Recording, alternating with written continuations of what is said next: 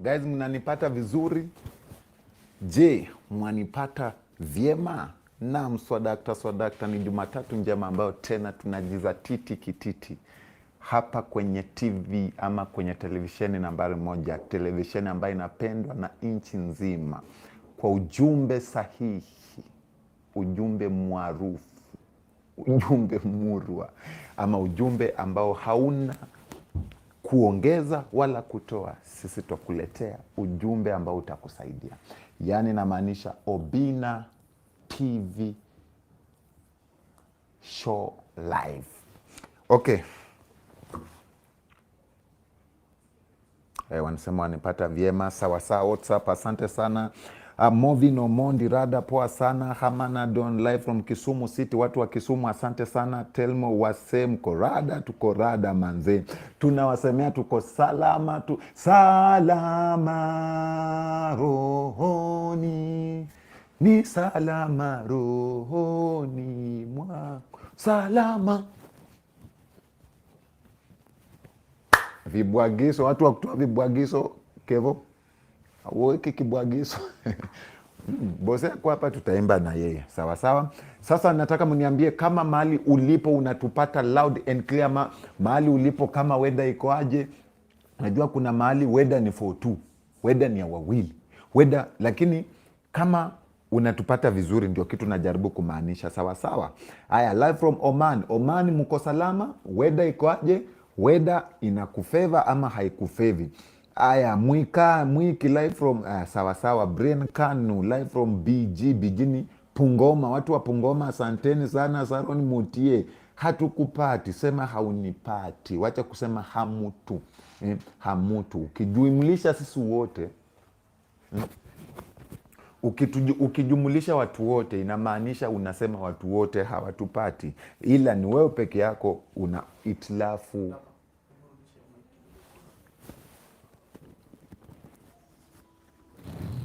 So watu wanasema iko sawa. Wacha kuenda nao.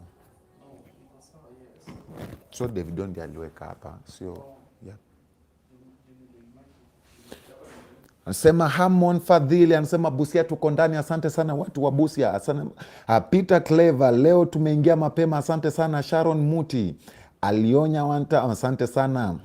Mambo ni kama hayo, mtuambie kama watu wa Ota Canada, asante sana. Eccles USA, asante sana. Darling live from Meru County, watu wa Meru asanteni sana. Kiplangat Oli live from Narok, watu wa Narok asante sana. Alice Orino live from Doha Qatar, asante sana. Clinton Soru live from Kisumu, ni aje Dapaman, poa sana.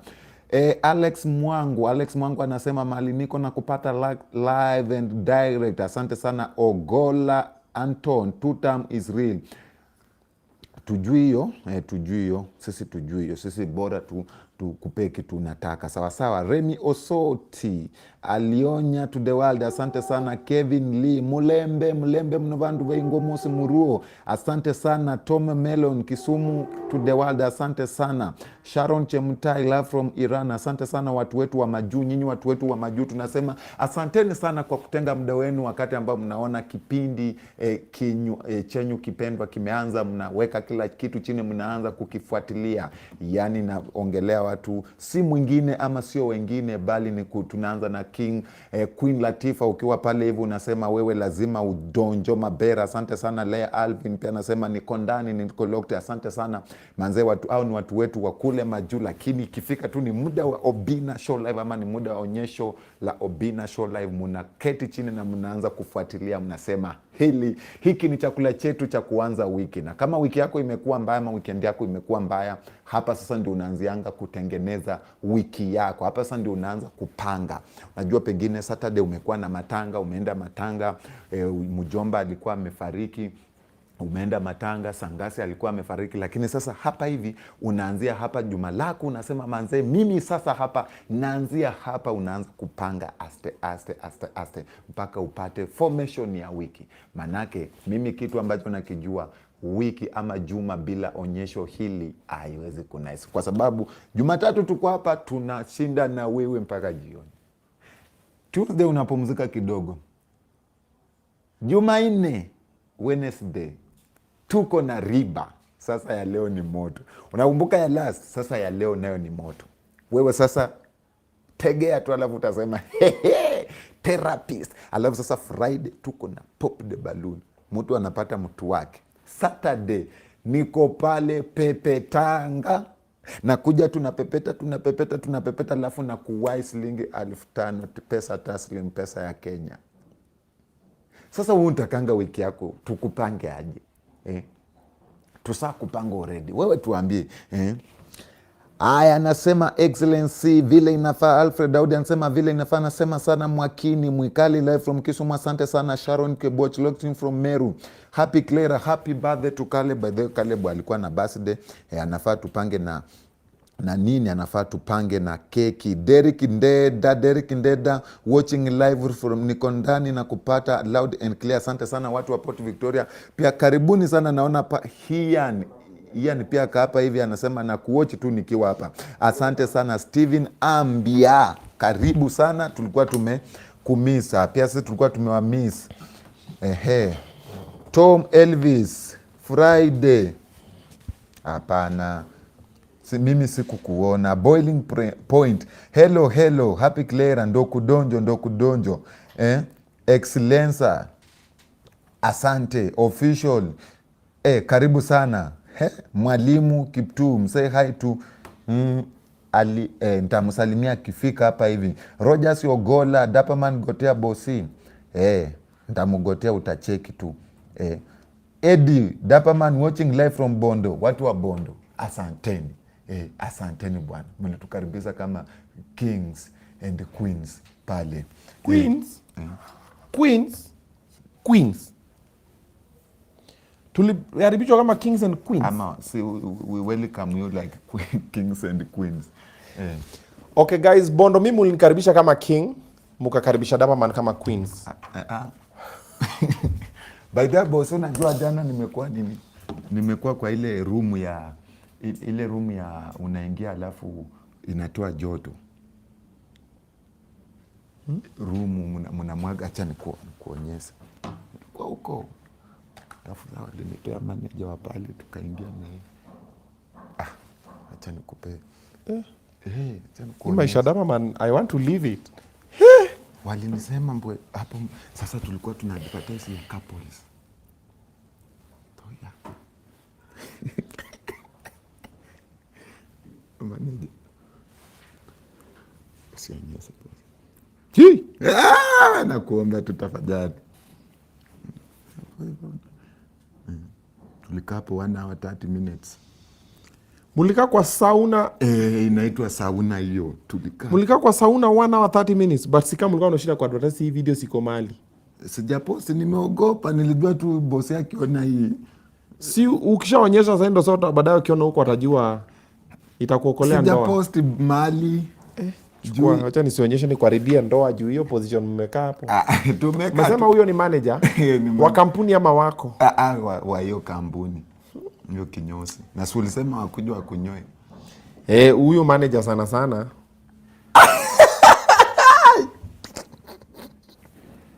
Mwambie hata mimi sina manager. Tukakuja hapa. Hapa. Walituskaska huko bwana.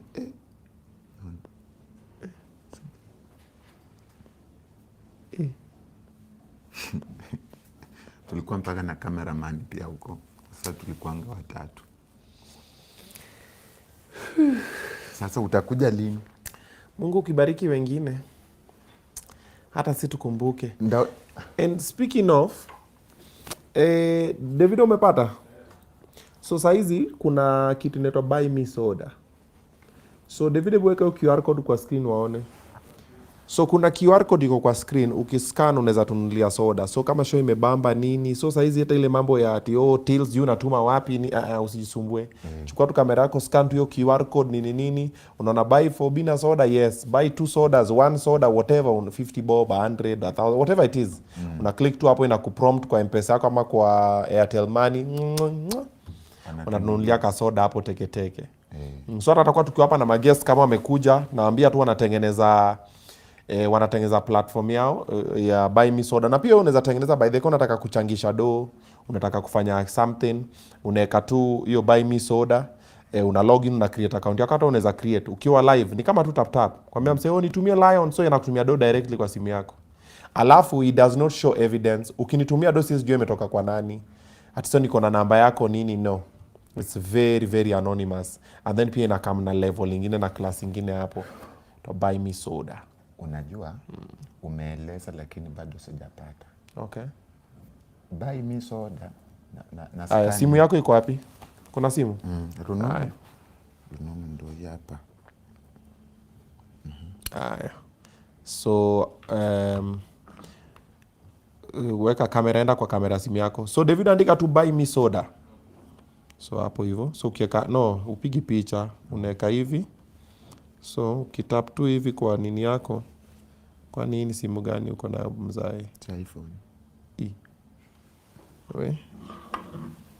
Normally kiweka tu hivi nafaa uko na scanner. Wewe ni kama unaenda kwa scanner juu. Scan, butone scan. Brown hata scanner buda. Sija download bado.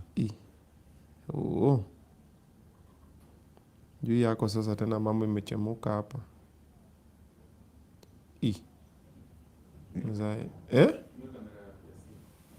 Si ndo tumia kamera hii, ndo kamera natumia hii au jamaa hii.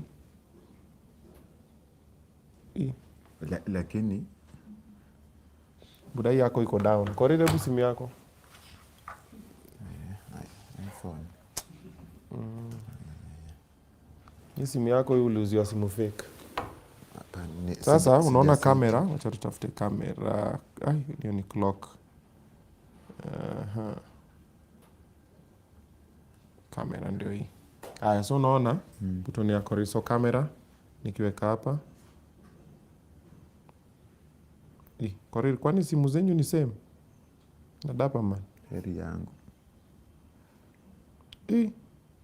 Akia nani haifanyi?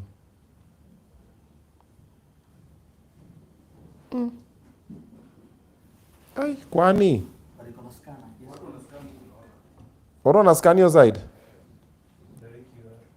Iwo umescan to the same? Uko na QR scanner? Hii inaweza. Sana. Hii inaweza? Hii ni? Sana.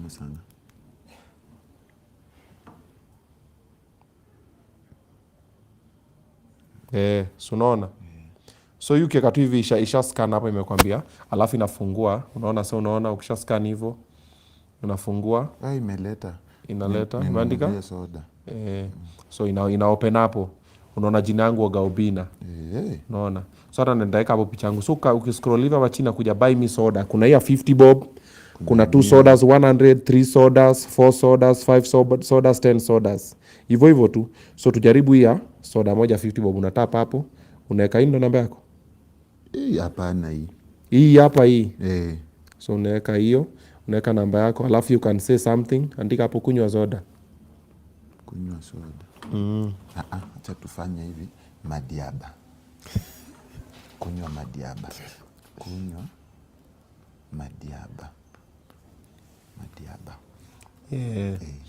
Then pay with M-Pesa, unatapa hapo. Alafu sumeka namba yako, inakuja payment pending, ina load. Ndio hiyo inakuja hapa. Weka M-Pesa pin. Niweke? Si ni 50 bob bro.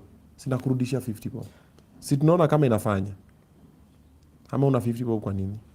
Si nachukua Fuliza pia. Thank you. Naona. So mimi nakwambia, thanks for buying Obinna a soda. Your support means the world. Payment confirm nini boom, imeshaenda. Naona. So akisha buy, correct? Naona hapa. Mbona venye imekuja? So hapa ndo place tulikuwa hapa kwa buy me soda. So once you scan that QR code, hata wewe ukicreate yako, by the way ukienda hapo unaweza create account yako, unatumia msame sana kuja hapa buy me soda na tap tu hapo kwa 50, inaleta hapa weka namba, naweka namba ni nini hivyo kakisonga. This is the way it looks like. It's very simple. Very simple. So this is mine, it's called Obinna. Also tukiwa buy me soda unatafuta tu Obinna unapata pale. And any other creator can also create their own. It's just a platform that I found out there and it's amazing. And I thought I would share it with you guys. So, nayo. create ndakushow ku create nini yako. Una sign up hapo, so na unaweka tu kwa post zako. Usana kubaya soda. Nini yo? Hapo juu iko sawa. Juu si mbaya. But ungeke side nyingine ndo at least screen ni balance. Si then hiyo nini? Dapa. Uko na pesa. Yaani umenilipa na sijui. Uko na maziwa. Acha nikuongeze 100. Kunywa 100. Iko sawa. Kunywa 100 usiwahi kataa. Kunywa 100. Kunywa 100. Na kulipa alafu unanirudishia hiyo pesa. Soda tu, buy me soda. Na enjoy kutumia hii. Tena tusikani. Okay. Scan ndo yuko kwa screen. Scan yuko kwa screen. Kwa kona yuko kwa hiyo kona ingine. Kwa kona hapa ndio hii hapa kwa kona hapa. Hii hapa. So unatap hapo. Pap kwa hiyo nini hapo. Okay. So hapa nui kwe kubwa. Si vita. Bado inaweza tu scan tu hapo. Nakuja tu hapa. You just tap on it like that. Nangoja kamera kwanza ipate. Ni QR code hapo. Bam. Buy me soda ndio hiyo. Takanga. Ya 100 tu iko sawa. Ni soda madiaba, asante. Kunywa 200. Kunywa 500. So msemo unaniregeshea. Okay. Okay. Yeah, okay. So onyeshe juu hata labda wataona namba yako. Hakuna shida. Wataona namba yako. Hatuwezi tukifika kwa kuweka namba. Itakuja tu hapo chini. Nimeona imekuja hapo chini. Hebu tapu uone. So tunaweka 100 guys. Ndio ishakuja hapo chini. Si ndio nimekuambia? Namba yake iko Facebook. Wachana na David kunulia soda.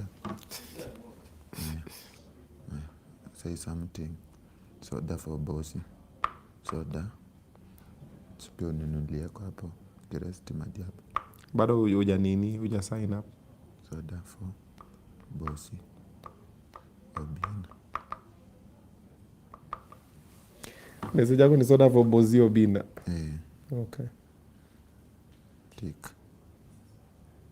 Unaniweka mpaka emoji ya kucheka. Tunaweke mapenzi. Toa hiyo kitu. Si nimeweka mapenzi tu. Bana msa ameka emoji ya love. Sio mapenzi ingine. Mapenzi tu ya mudo. Why are you gay? I am not gay. You are gay. Wallahi you are gay. Bosi gay ni kitu mbaya kwanza. Wacha kusema si gay ni watu wawili wa vijana. Si ndio sasa unatumia emoji ya love ya nini? Nimesaa tuma yangu, nimekunulia soda, pewe ninunulie sasa. Ndio ameweka hapo. Ameniongeza soda ingine, acha nishikie vizuri. Naicheki. Thanks for buying Obinna soda. Yeah, thank you very much. Hiyo ime 50 ya kwanza nayo ulikuwa umesema unaongeleshea. Irudi bro. Thank you very much Dapaman for supporting the show. Yeah, so your QR code itakuwa hapo. You can buy a soda if you're enjoying the show. You can just scan it, you can screenshot it, or you can just go to buy me soda and then check it out. All right. So sulete mgeni ndio tuanze because hata pia magidha zimesonga.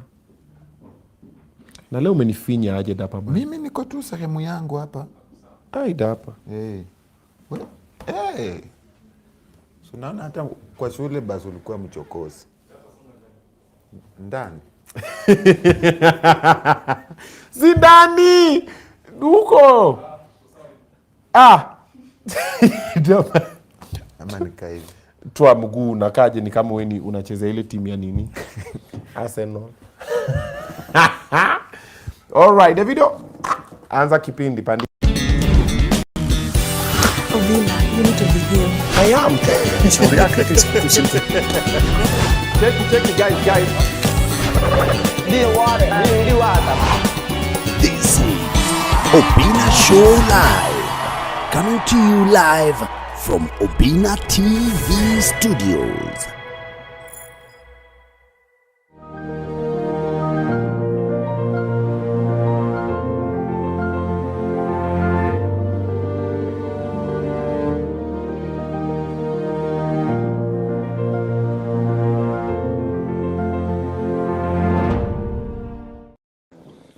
What's up, everybody? Welcome to Obinna Show Live. It's Monday, and when it's Monday, it's time for some good vibes, and inshallah, we sit down with the who, we get to discuss with them the what and the why. Definitely, this show is coming live to you from Obinna TV studios in Nairobi, Kenya. If you're just tuning in, you're right on time for the first guest for today. She is an activist, and she's on the Linda ground movement. She's in ODM, and last week there's a lot of things that zilichemuka pale online.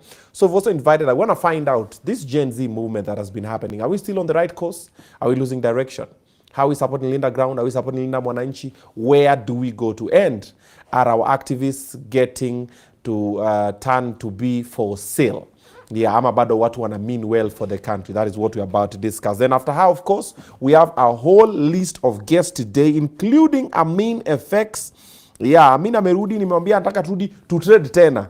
Sasa leo siku ikiisha tunaweza kuwa na kanyama choma mali because Amin akisha trade live nini, pesa ikatokelea leo tunatoa mapema na tunapita nayo. Yeah. So that one as well. We also have Ankonzala from Tanzania. Yes, amekuja through. And also we're going to be having, of course, my goddaughter, Gifted Janelle. We have Dr. Peter Gumba. We're going to be discussing matters about paternity. Kufanya DNA. Wewe alifanya DNA akapata mtoto si wake. Nenda alikuwa anafanyia watu wengine DNA. We have Sparky Eyebrows. Yes, amekuwa anaambia watu we pale unateseka lakini anaenjoy lafa kwa Posh Cayenne anatengenezea madem eyebrows. And also later on we're going to be having Vaida Omwana Inyanya Omwana Indumbu No misa kubezimu unange kubebindu. Yeah. So we're going to be having Harry Richie as well. Pia he's been having a situation pale online. Apparently kuna dem fulani alikuja akaklia vitu kwa keji yake mazee. Kamesafisha, kamkaribisha Nairobi. So we're going to be having that one as well. So we have a whole lineup for you guys. So all you have to do, tafuta bundle, sit back and relax. But for the first time on Obinna Show Live, Roseline, yuko kwenye nyumba, makofi tafadhali. Roseline, sasa? Poa sana. Gava imekungoja. Iko wapi? Una glow. Hii ni pesa ya gava hii. Asante sana. Ona venye suti amevaa. Suit moido ndege. Imepanda ndege. Ikavika. Roseline. Thank you for having me here. Umeona Anjoma? Sijaona njuti. Wewe, pumps. Ni mbaya. Mbaya hiyo. Hatuwezi fanana kama shida zetu. Wewe hauna shida wewe. Wewe hauna shida. Hao watu walinda. Hao watu walinda ground. Hawa hawana shida. Anaka shida. Anafuata. Shida ni mingi? Shida ni mingi sana. Sasa for example wewe now, what is your biggest shida? My biggest shida ni kazi. Of course people should know that I'm a first class honors degree holder. Lakini bado sijapata kazi. Hauna job? Sina job. Basi unalinda ground. Hiyo si kazi? Sasa ndio tunalinda ground alafu tuone kama watatupatia kazi 2027. We might be on the ballot to ask Kenyans. Oh, unalinda ground ndio upewe kazi. Kukua elected. Au watu wenye tunalinda. When we show them why we are lindering the ground. And then I seek for their votes. Hivyo ndio nitakuwa naomba kazi. Unataka kurun for political seat? Yes. Wapi huko? Hapa tu Nairobi.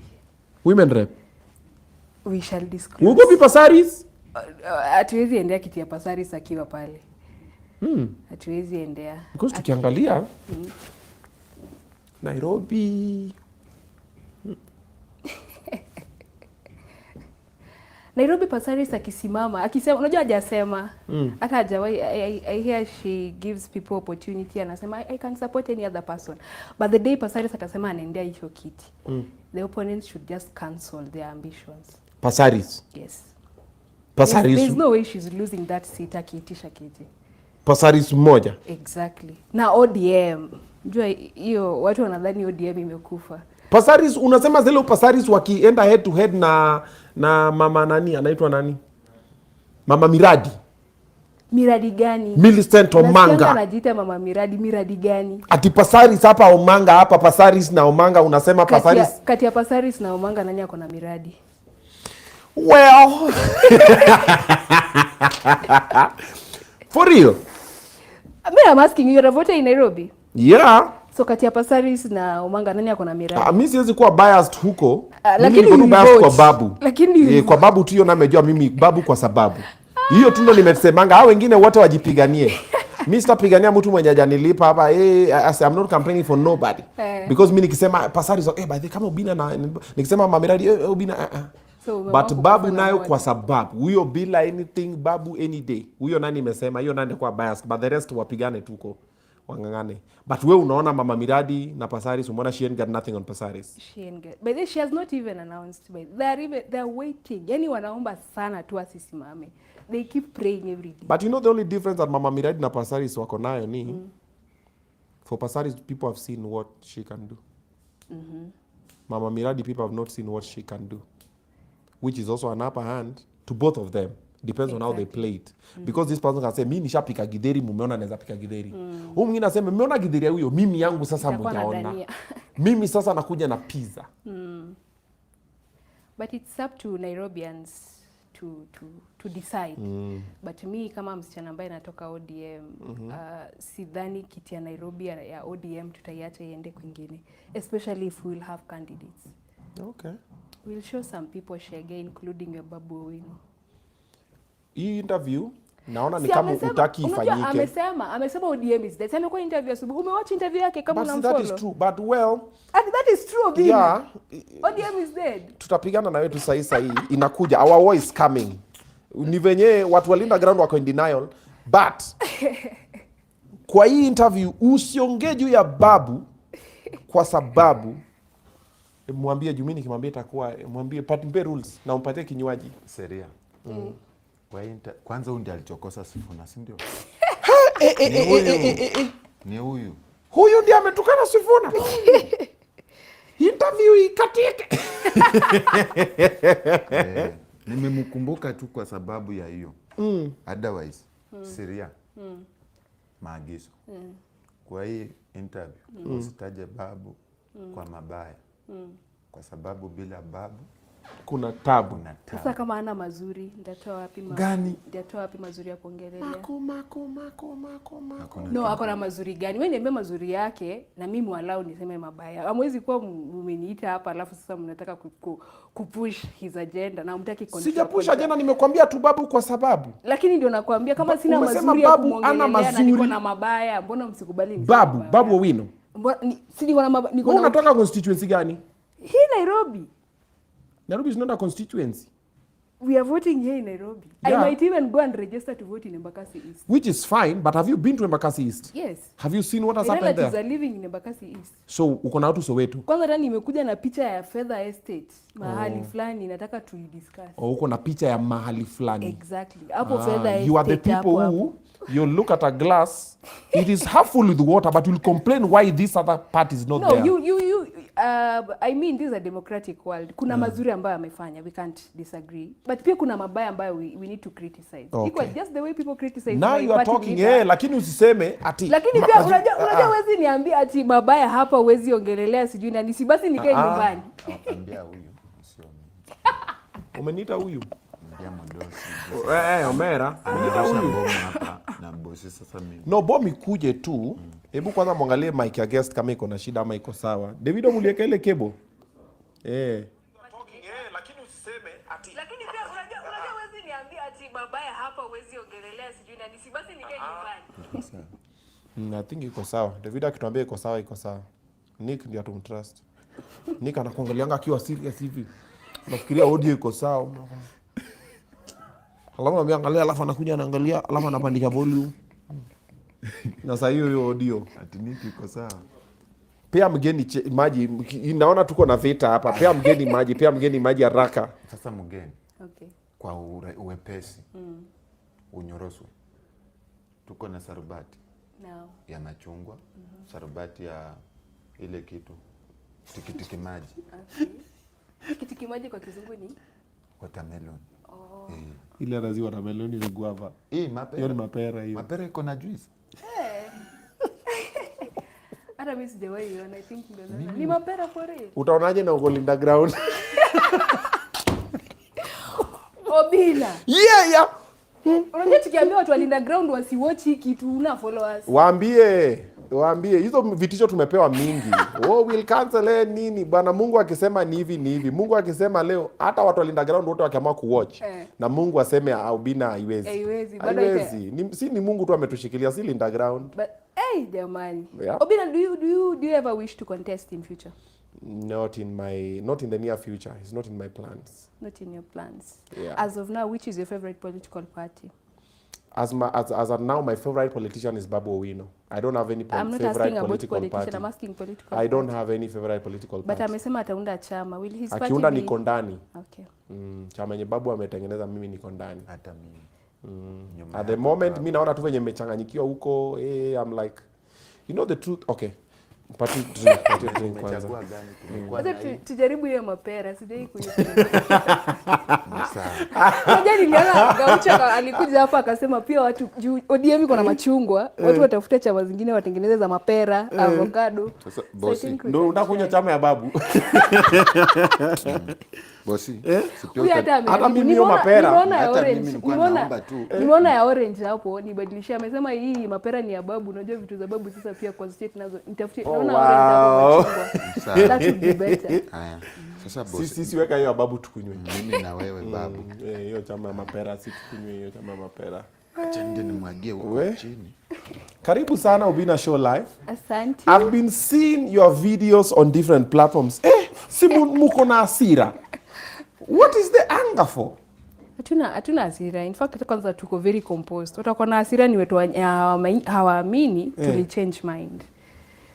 Ndio watu wamejam, wanafura kama dragon, lakini sasa what can they do? Watu waamini muli change mind. Yes. Muli change mind from what to what? We were on the streets. Personally, I was on the streets in 2024. Actually, as ODM, we were on the streets in 2023. 2024, Gen Z maandamano ikakuja. Tukafanya mambo ya finance bill and stuff. And even maybe reshuffling of the cabinet. Wenye tulikuwa tunafeel hawa wanatuangusha. Okay. And then in 2025 pia, tukakuwa kwa maandamano ku remember our fallen soldiers in 2024. Okay. But then when Baba alianzisha mambo ya NADCO report, nakaeka pale 10-point agenda, na tukaona amongelelea for the first time since independence, compensation of victims. Na hiyo ndio kitu ilikuwa inatuuma sana kama Gen Zs. So tukasema, so will we protest every single day? Tukasema we can take a step back and look at what is in this 10-point agenda. I'm very sure by the way Obinna, ushaipitia hiyo document ya 10-point agenda? Ujawahi si, lakini uta criticize haraka. Since wewe umepitia. Si uko hapa? Uko ODM, si ndio? Yes. Haya. Take us through it. So the 10-point agenda iko na 10 items. Okay. The first one of them ilikuwa ya NADCO report. Okay. Ulipitia NADCO report? Kwa nini? Si wewe umepitia. Tuendelee tu. But this is the behavior of Kenyans. I am very sure most Kenyans don't open these documents. But tafadhali tuzipitie. Okay. So na one of the mtu aliandika the 10-point agenda, I think ni Sifuna.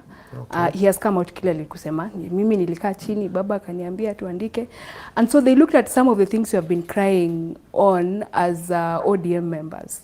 So one of them was our NADCO report implementation. Kuna makelele tulipiga. Half, my guy, half. That's a lot of juice, my guy. Kuna then you serve the guest first. Thank you. Kuna makelele tulipiga, watu wakiandamana na sufuria ya cost of living. And then kuna mambo ya server yenye tulikuwa tunaongelelea. And then kukakuwa na mambo ya reconstitute IBC and the whole procedure of reconstituting IBC. So the NADCO report, the first item, or rather in 10-point agenda, the first one is actually that NADCO report. So wakasema tunafaa tuangalie kenye kiliandikwa kwa NADCO report, what is working and what is not working. Na Kenyans wanafaa wajue when wali set up the 10-point agenda, I think it was actually to help in oversight, because sisi wote we can agree that parliament imetuangusha. Na parliament iko na watu kama Babu wenye unataja, so sijui anatusaidia aje kwa oversight when we have to now form a 10-point agenda to see the deliberations we made time yenye Kalonzo and kina Ichung'wah were sitting in Bomas. The deliberations we made, are they being actually actualized or not? Kuna item on compensation, kuna items on inclusivity. Kwanza hiyo inclusivity naona watu wao waiangalie.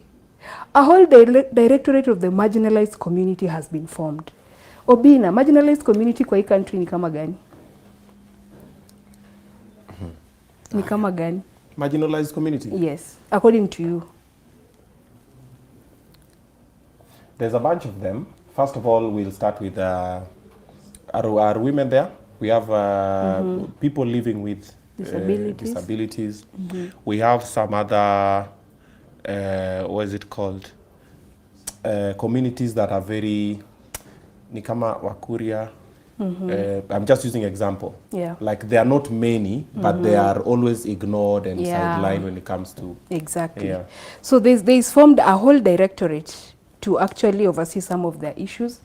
And then now we have bursaries for the marginalized communities. Na zimeandikwa hapo hivyo kwa 10-point agenda.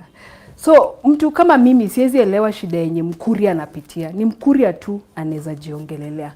And I think that was a very good thing to be initiated by this government kwa sababu they'll be able now to understand hata hii kitu tunaongelelea ya maybe circumcision of women etc. It is now the people from these communities to come forth and tell the government what can we really do to ensure that now these women wenye hata wananyimwa masomo because of these instances are able to actually be taken to school. I think it is 500 million, I'm not sure about the figures, that was set aside to help them in terms of bursaries. So unajua Obinna, mtu kaa wewe sidhani kama unatoka marginalized community but pia uko na pesa, but huyo mtu mwenye anapitia hizo shida, if they are truly being supported by the money allocated to it, honestly they are grateful. The other important thing in the 10-point agenda yenye mimi imeniguza is the 2 billion allocation. And I think this was agreed upon when these people in the 10-point agenda, kina Gabriel Oguda and kina Jarvis, when they went around the country, wakaongelesha wa Kenya, wakawaambia hii mambo ya protest, tunaweza taka polisi waache kutumia force, na pia tunataka watu walipoteza maisha yao, familia zao zikuwe compensated. So if we talk today about Rex Masai, it is easy for me to use it as a point of reference and push emotions and say we should not be killed etc. But when we mourn Rex Masai in 2024, the people who continue to mourn Rex Masai forever is actually the family. Sisi wengine tutakuwa tunatumia tu Rex Masai for political nini on top of the roof of the vehicle. But sasa 2 billion wamepewa iwasaidie familia zao, because someone might have died, aliacha mtoto nyumbani, mtoto mdogo mwenye anafaa kwenda shule, maybe you left a wife, maybe you left your parents who are depending on you etc. Some have lost their limbs, because for me I lost 2 of my friends in those protests. Some have lost their limbs, some have lost their hands. Of course you can't compensate them, but huyu msee hawezi rudi kufanya job yenye alikuwa anafanya. So kwa hii 2 billion kama watapata kitu, personally I will greatly appreciate. And many other items. I think items on devolution, kwanza hiyo ndio kitu yenye baba alipigania, and I think those would be my main items in that document, because now we have seen an increase in allocation, I think to around 450. We can look at the figures that have been presented in parliament, I think as of 30th April for members of parliament to debate. Tuone kama yenyewe ni hiyo 450 ime increase from 385 ikafika hapo ama la. Because if we increase the monies to counties, that means we are strengthening devolution. Now it is up to us as Kenyans. Kama governor wako alipata 1 billion in the last financial year, unafaa umuuliza alitumia kufanya nini before wamuongezee ikwe 1.5, because we are blaming this government for even the mistakes of our own governors, the mistakes of our own senators, the mistakes of our own members of parliament. So executive haiwezi kuwa tena legislature, haiwezi kuwa tena judiciary, pia executive haiwezi kuwa the people. We also have to do our own initiative of finding out kama MP wangu amepewa 500 million ya bursary, watu wangapi walipata hiyo bursary and how much was allocated to it? If we don't ask ourselves these questions, sidhani kama. So I think I'll highlight some of those zenye zinaniguza mimi kama mtu wa ODM. Baba amekuwa kitufunza mtu afai kupigwa risasi akienda maandamano, akubaliwa afanye Kenya anafanya. Baba ndiye amefaitia devolution. I remember even members of parliament heckling baba for the first time. Wanaona sasa hivi wanajifanya sasa ndio wanalinda wananchi, and they heckled baba time alikuwa na Ruto akiwaambia hii CDF ndio tumwache kutumia hii CDF kupiga campaign. Tutoe CDF hata kama tutaiweka kwa ministry ama kama tutapatia counties to strengthen them. You saw what MPs, told baba. Okay. So I don't know, but to me those are some of the key things zenye zinanitouch. There's a lot on infrastructure, there's a lot even in health etc. and even corruption. Okay. Yeah. Onesmus, change the backlight. That's not the good backlight. Maggie, help me with a blank piece of paper.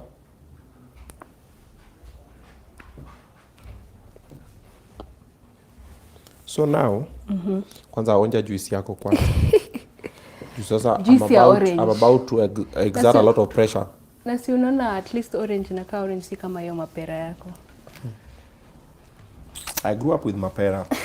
There's a lot of mapera in our place. Unajua zinameanga peke yao because ukishapiga mapera ukicontrol hivi uingia hapo kwa bush kidogo ni mbegu umepanda hapo tena the next place and the next place. True. So you spoke about the 10-point agenda by ODM, and I Googled it. So for you guys who support ODM and Linda Ground and Linda Mwananchi and everything, you have memorized this. You know it top of mind because that's your forte. This is not my forte. This is not what I do day to day. I do other things. Okay? So number 1 is full implementation of NADCO report. It was acting on the National Dialogues Committee recommendations for political reforms. Has it happened? Ukiongelea political reforms unaongelea nini? One of them is IEBC. I remember actually when we were in the streets in 2024, when we left it, kuna X space yenye tulifanya when we were asking the government to constitute IEBC now. There's that hashtag out there. So the idea was that the reconstitution of the selection panel, ile panel yenye sasa ina select the IEBC commissioners, kulikuwa na biasness. Maybe there was no representation, and I think I don't remember the exact wordings they gave, but at least we ensured we have people from I think the political parties, we had people from the church and everyone. That is even the time Kalonzo proposed someone from Wiper. Yeah, and he even went ahead to disown that person when they realized that umepeana mtu afanye kazi kwa selection panel na ukiona afanye kazi venye unafikiria unasema amenunuliwa. So do we have an IEBC today? Do we have IEBC commissioners today? That's a plus. Did the selection happen transparently? I think I watched for the first time. That was the time I was watching Dr. Lutalala use very good Kiswahili to tell us why he needs the job. So with all honesty, political reforms hapo naweza sema imetendeka kwangu mimi, especially as someone who wanted people to register as voters. Okay. But pia kwa NADCO kulikuwa na cost of living hapo watu wakienda na masufuria, it was basically symbolizing that the cost of living was high. What was the price of unga in 2023? Lakini wewe ununue unga. Pause. So the NADCO report, I've just written what the NADCO report entails. Yeah. So the NADCO report is from the Kenya National Dialogues Committee set up in 2023 after post-election tensions between Ruto's Kenya Kwanza and Raila's Azimio. Yeah. Its job was to find consensus on political and governance reforms. It entails 3 core themes. 1, electoral reforms, fix IBC, change how commissioners were appointed, improve transparency in tallying, create better dispute resolution. Has that happened? For dispute resolution, I think we have not yet had disputes. Improve but transparency? Transparency wamejikaza. Si umeangalia by elections. So kuna by elections unaweza sema imeibiwa. Wewe tu according to you. Kwa nimentionia moja yenye unaweza sema huyo amekuwa announced lakini aliiba kura. To be honest, they have tried. Yenye hadi wanaenda kwa social media wanatuambia kuko hivi. Governance and accountability. Strengthen oversight institutions, fight corruption, improve public accountability. Entrench funds in constitution, NGCDF of course, NGAF, Senate Oversight Fund, plus New World Development Fund. Create official office of leader of opposition with 2 deputies. So hii party imefanyika? Of course, creating an office of the opposition leader, I think that is something that will require a referendum. So it's a discussion Kenyans must have. But there's something before the opposition leader, there's something you read. It was entrenching funds in constitution, then I remember during the launch, was it the launch of this report? When they were celebrating the anniversary or something like of the sort. I heard the president speak about the word development funds where they say the MCAs, governor wako hata kusumbua, hata wewe utakuwa na pesa yako ya kufanyia watu kazi. So if the word development fund, I think it's a whole process, maybe it will be passed. So if it is passed and it is in the process, I mean, okay. Number 3, socio-economic and devolution. Finalized transfer of devolved functions to counties with full funding. Increase counties' equitable share, minimum 20% of national revenue. Cost-cutting measures. Cut government travel budgets 50%. Reduce state officers' allowances 30%. Has this happened? some of them have not happened, but I think ya kutravel, the president was also very clear. Akasema nimepunguza safari za nje. Amepunguza ama hajapunguza? If you compare the travels he has made this year and the ones he made probably in 2023 or 2024. But anyway, Obinna, pole. Tunaanza na hiyo NADCO report. But no, tumeshamaliza hiyo. Me, I'm just asking you. I want to add something there. That this is a document that has been set and it has been operational for 1 year. So if you look at the progress, and umeniuliza kama zimefanyika hazijafanyika, probably for NADCO report it is 50-50. There are some bills that are actually in parliament as we speak. Zenye zikipitishwa, NADCO report itakuwa imefikisha hiyo 100%. Okay. 10-point agenda. Number 2. Yes. Inclusivity in governance. Ensuring fairness in public appointments and budgetary allocations across all counties. Imefanyika hajafanyika? Yeah, I think imefanyika. Because the current budget, the budget of 2026-2027, money allocated to counties has been increased from 385 here last year. That is a progress. Do you know the counties that are leading with pending bills? One of them. Kitui. Another one. Machakos. What are the causes of the increasing pending bills? I'm not from there. You don't know. So not my monkey, not my suckers. But you said they've increased allocation. Yes. Si budget inapelekwa kwa parliament, itakuwa discussed. And then when the members of parliament accept for counties to be given 420 or I think 425, it is up to us now from June, July, tuanze kujiuliza, hizi pesa, are they hitting the county's account immediately, monthly, etc. Number 3, there is protection of devolution. There's something you mentioned about inclusivity. I mean, say at least tuko na a PS who is a Masai, who is a woman. A PS of human rights and something. She's actually from ODM. And they actually celebrated that role because since independent, there is no woman who had been appointed as PS or CS. Okay. That's inclusivity. Okay. So inclusivity in governance, there is protection of devolution. Number 4, there's economic investment in youth. Creating opportunities and empowerment programs for young people. Has it happened?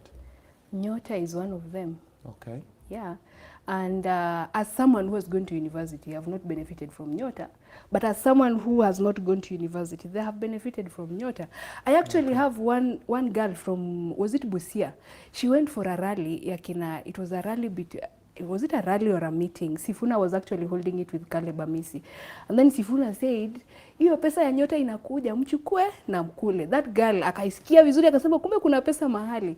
She actually applied for Nyota because of that announcement. And when she was given the money, ameanzisha cherehani. I think it is in Bunyala or somewhere in Busia. Ameanzisha cherehani ya kushonanga this to repair the cloth line and also to make clothes. And the reason why she started it is actually to solve the problem of the girls in her constituency. They don't actually go to school sometimes because of torn dresses. So one of them inspired her to start that business. That is a girl who has used the 22,000 yenye amepewa to solve a societal problem, na akijipanga vizuri na support apate vizuri. This is someone who will one day become Bolo Bespoke, a female version of it. So you as an ordinary Kenyan who maybe 22,000 is too much for you, you might not see the importance, but huyo mtu mwenye hajawahi fika hiyo 22,000 ndio huyo ameanzisha cherehani huko Bunyala. Number 5 is integrity in leadership. Enforcing ethics and reducing unnecessary public sector opulence. Has this been implemented? How do you stop opulence, for example, Obinna? How will you ensure that Alionya does not come here with a suit worth 1 million or a watch or shoes worth 1.5? I think it might have stopped because of social media oversight, because saa hii nikivalia suti ya 55 million people will know, like they will have to google and they'll know, but we can see our MPs, and let me use the example of Murkomen because ni yeye alitupeleka kwa streets, tuliona amevaa watch ya. Has he reduced opulence? I think he has. So yeye akuji kutufanyia show off ya nakuja anatuambia anafanya nini in the security sector, so he might not have probably, and then we don't expect someone to walk avae kitu ya mtumba ya so na mtu ni minister. We don't expect that, but also we didn't expect them to come and show us that you have bought a watch worth 2 million when we're actually suffering sometimes. Number 6, right to peaceful assembly. Ensuring citizens can protest and the victims of excessive force are compensated. Has this happened? Yeah, 2 billion has been allocated in the current budget. Allocated? Yes. It has to be allocated, but kwani rais atachukua? When did the last, when did we get the victims who need to be compensated? When was it? The victims who need to be compensated, I think they were going around and the Kenyan human rights. No, like when did they get hurt, others kidnapped, others killed? When did 2024, 2025. Majority Gen Z wenye tunaongelelea. But 2017 si kuna watu walipoteza maisha, wengine wakapatikana kwa body bags wherever. 2013 the same. So for 2013, 2017, 2024, 2025. And also 2023, don't forget. Have they been compensated? Of course you can't just pick money and compensate them. They have set the procedure. Wakasema watu wenye wanahitaji compensation, write your details. See, that is happening. See, that procedure is happening. And then now they will look at how, because you can't compensate. Mtu kama mimi nimepigwa risasi mkono, maybe sina mkono, na familia ingine imekuja ku request compensation because they lost the person ideally. You can't compensate these people equally. So I think they'll have to look at the parameters to ensure that kila mtu anakuwa compensated kulingana na the amount of loss that they have. So that procedure is ongoing, and I think people should start watching news, at least follow their pages, the Kenya Human Rights, or even the people who are doing the 10-point agenda moving around the country. But pesa imekuwa allocated, na pia 2 billion, members of parliament wasipoipitisha, pia hatuna. So the responsibility also goes down to them. Okay. Ikipitishwa, from next month, not next month, actually August, we'll now start asking ourselves, how much has the family of Rex Masai been given from the 2 billion? Okay. Yeah. It's right to peaceful assembly, and it says ensuring citizens can protest. Yes. Is that happening? Are we having peaceful protests? I think juzi kuna watu wameitisha maandamano ya reject fuel prices. Was anyone shot? Was it peaceful? Was anyone shot? Or your argument is if people are shot? No, I'm just asking. Was anyone hurt? Have some of them been taken to court when walipatikana wakiandamana? But unajua pia hiyo ilikuwa na maandamano ya watu 9. Polisi hata walikuwa wengi kuliko. Whether ikuwa hata na maandamano ya watu wawili. But was it peaceful? No, it was not peaceful. You and I both know it was not peaceful. You and I both know that. Why are we pretending like we don't know it was not peaceful? Kulifanyika nini? Unasikia kunimeza? No, you know, so this is what I always do. And it has put me in a lot of problems with Kenyans and also politicians. I say it as it is. Yeah. I have politicians who are my friends across the divide. Yeah. And when we sit on this show, ama when we even meet offline, I'm like, bro, hapa mmechoma, hapa hii hapana. And kama ni pwani kozileza. For example, we've just said when you're using the Babu Owino example, you said there are some things is done, there are some things is not done. I totally agree. And so is the president and the next leader and the next leader. But let's not rule out what people have done for with what they've not done.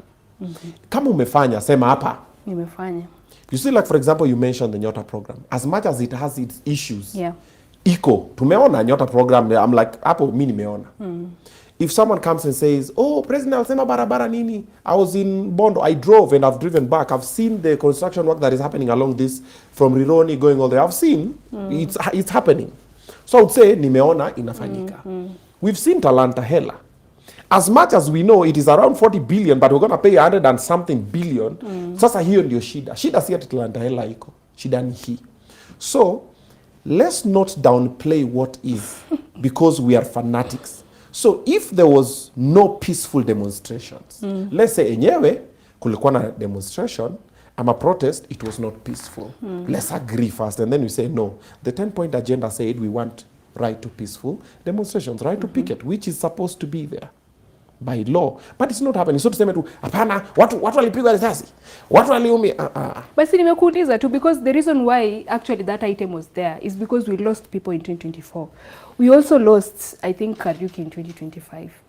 And Albert Ojwanga, and you can name them. So we have to lose people for us to know that protest is not But peaceful. can't you appreciate that we didn't lose someone from there? Kwanza to appreciate that at least watu walienda kwa maandamano, hakuna mtu alitoka hapo kama ame lose life yake. Can't you appreciate that one first?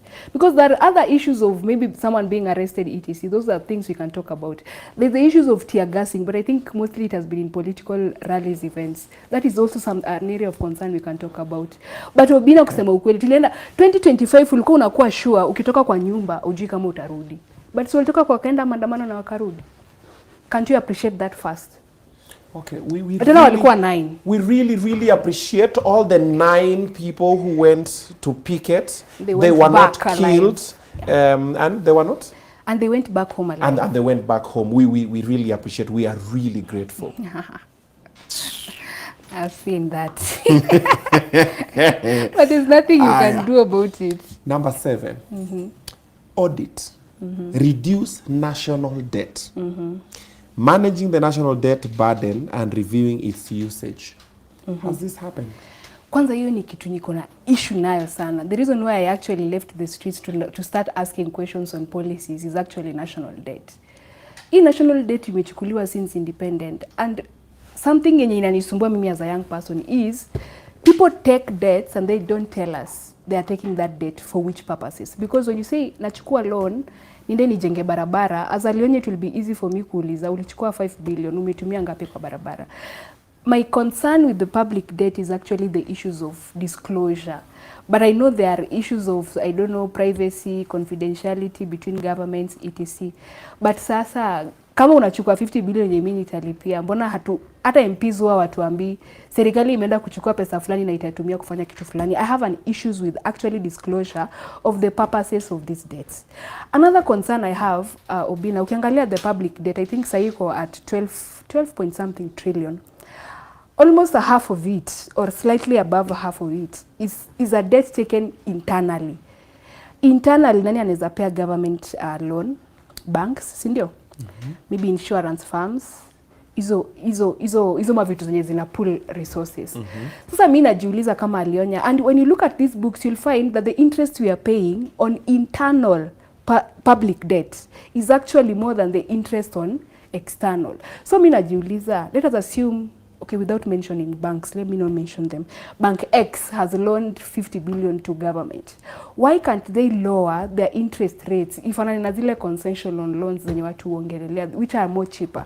Juu kama una loan country yako yenye wewe ni investor hapo, why is it that the interest rates on internal debts that the government gets is actually higher than even some of the external debts we have? But ukiangalia hizi banks, then mimi na wewe tunaweza kuwa owners of banks. But you know who owns? Nadhani wewe hawezi kuwa owner of bank. I can be owner of bank. Apologies. Yeah. Hapo umenikumbusha pia nijifikirie as someone who can. But whatever I'm saying is, look at who are the owners of banks in Kenya. I mean, we can list them. So there are actually individuals that way, if they had the political will of ensuring that interest rate ya loan yenye tuna government inapata from within, hata wayeke hata 5, hata 3%, because they are patriotic first. But it is a concern that I wish it is a national or a political issue ahead of 2027. Because we need to audit debt. But let me ask you, wale puppets, I don't want to call them very bad names, puppets or Uhuru Sai, if you hear how they are talking, if you started asking questions of the debts taken between 2013 to 2017, will they agree for us to audit it? Ama watasema tunaanza political hunting? Because equally, as a young person, I want the debt taken from 2022 to now to be audited. But you see, we can't audit this one and ignore the debt that was taken between 2017 to 2022. So if the country agrees that we audit public debt, I will be the most happy person. But of course, it is not the matter of you and me accepting for it to be audited. It requires it is a whole policy issue. I'll ask the question again. Audit, reduce national debt. Yes.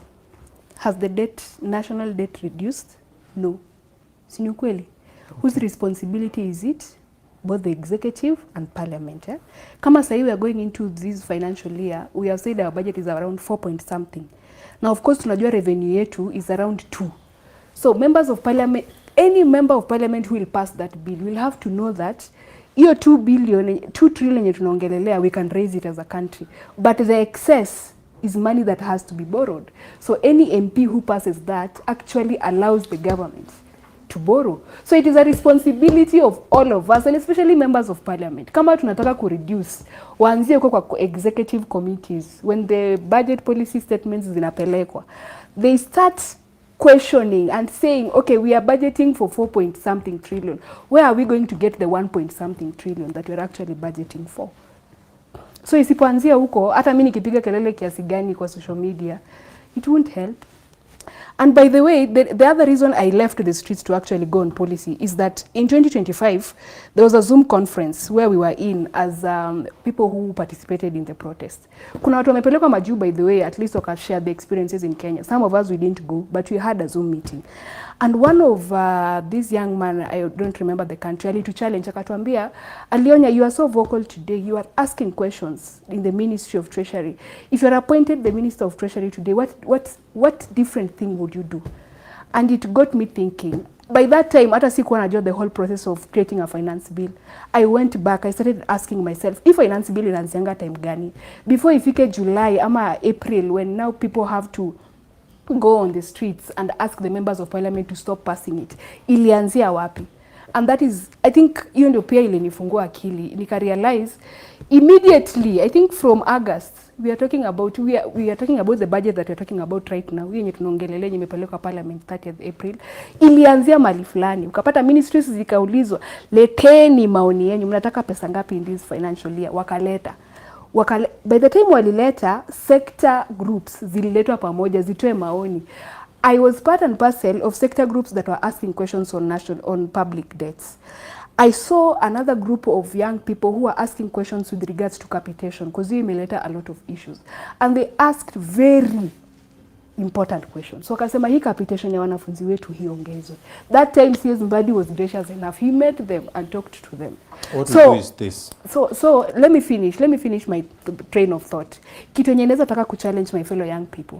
You see, even the budget and the national debt we are talking about today, can they just go and try and research, try and read even the statements from the Ministry of Treasury, the website iko. At least ndio uki-question kitu, unajua una question nani. Because hii issue ya public debt, the parliament is the greatest failure on its oversight. Because ikikataa iseme hatuchukui, alafu maybe a president does it forcefully, we'll be able to stand out and say, the parliament, we sent our members of parliament wakakataa. Why did you have to go ahead and now go ahead with taking the loan? Okay. So it is a responsibility that both falls on parliament and also the executive government. I want to sit down with CS Treasury. Please do. And PS. Either or. Either the PS Treasury, the CS Treasury, so that we can have a one-on-one with Kenyans and you. Yeah. So hii video ifike PS na ifike CS Treasury. I want to sit down with you guys so tukae chini, we break down the budget making process. Finance bill inakujaje? Exactly.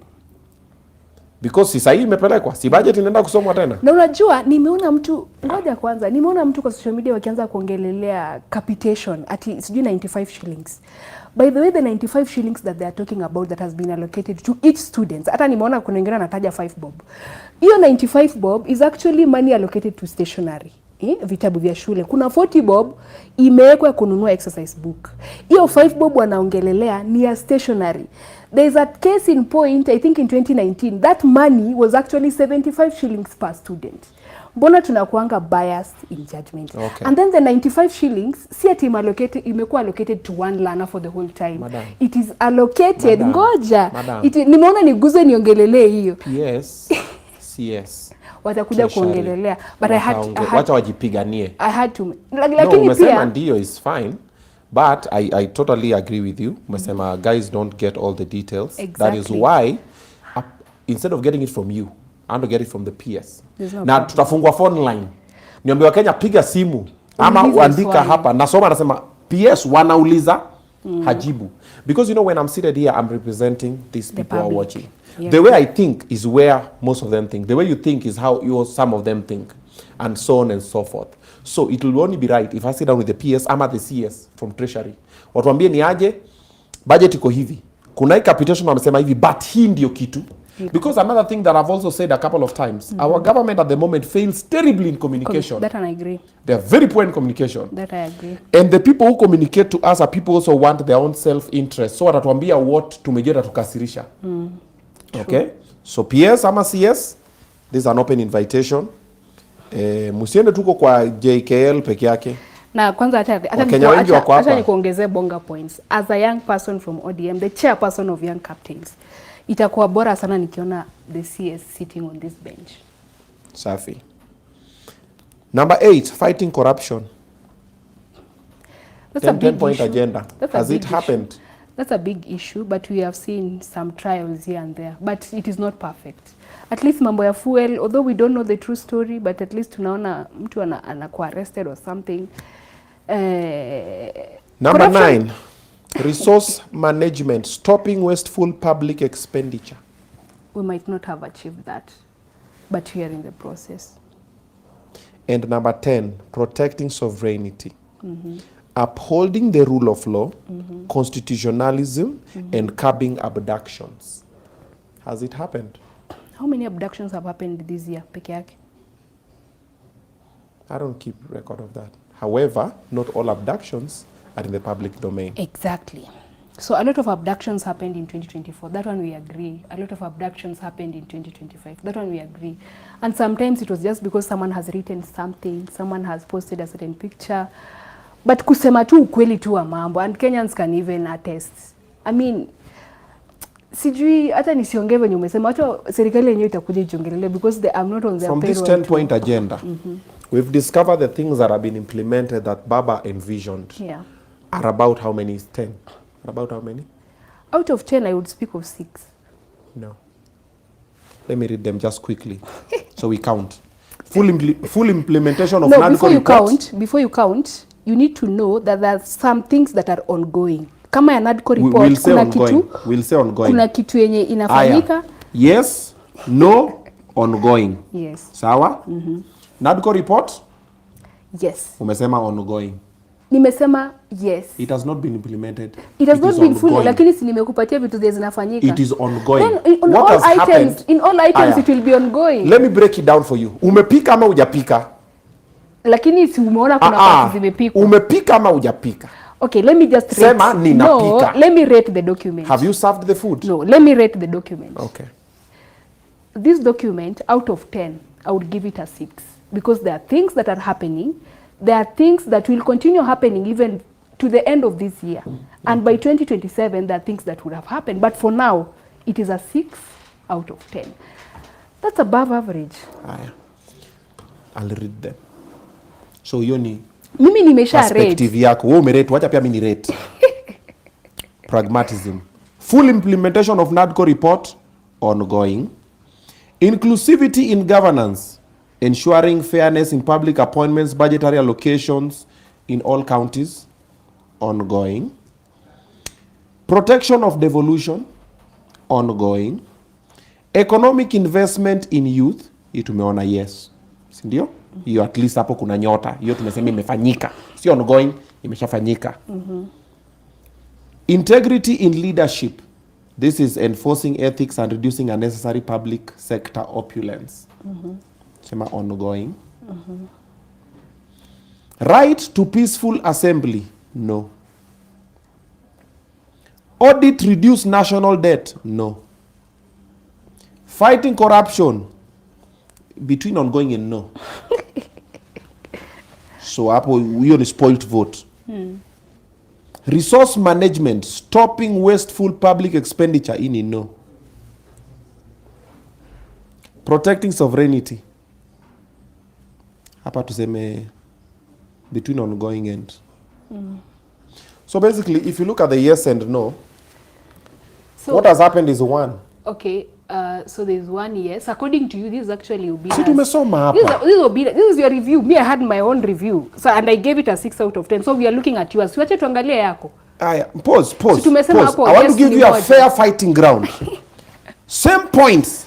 Nataka tu mark na wewe. Mi yangu ni Full shama. implementation of NADCO. Mi yangu ni niweke shama. wapi? You have to Niweke put yes, it- no ama ongoing.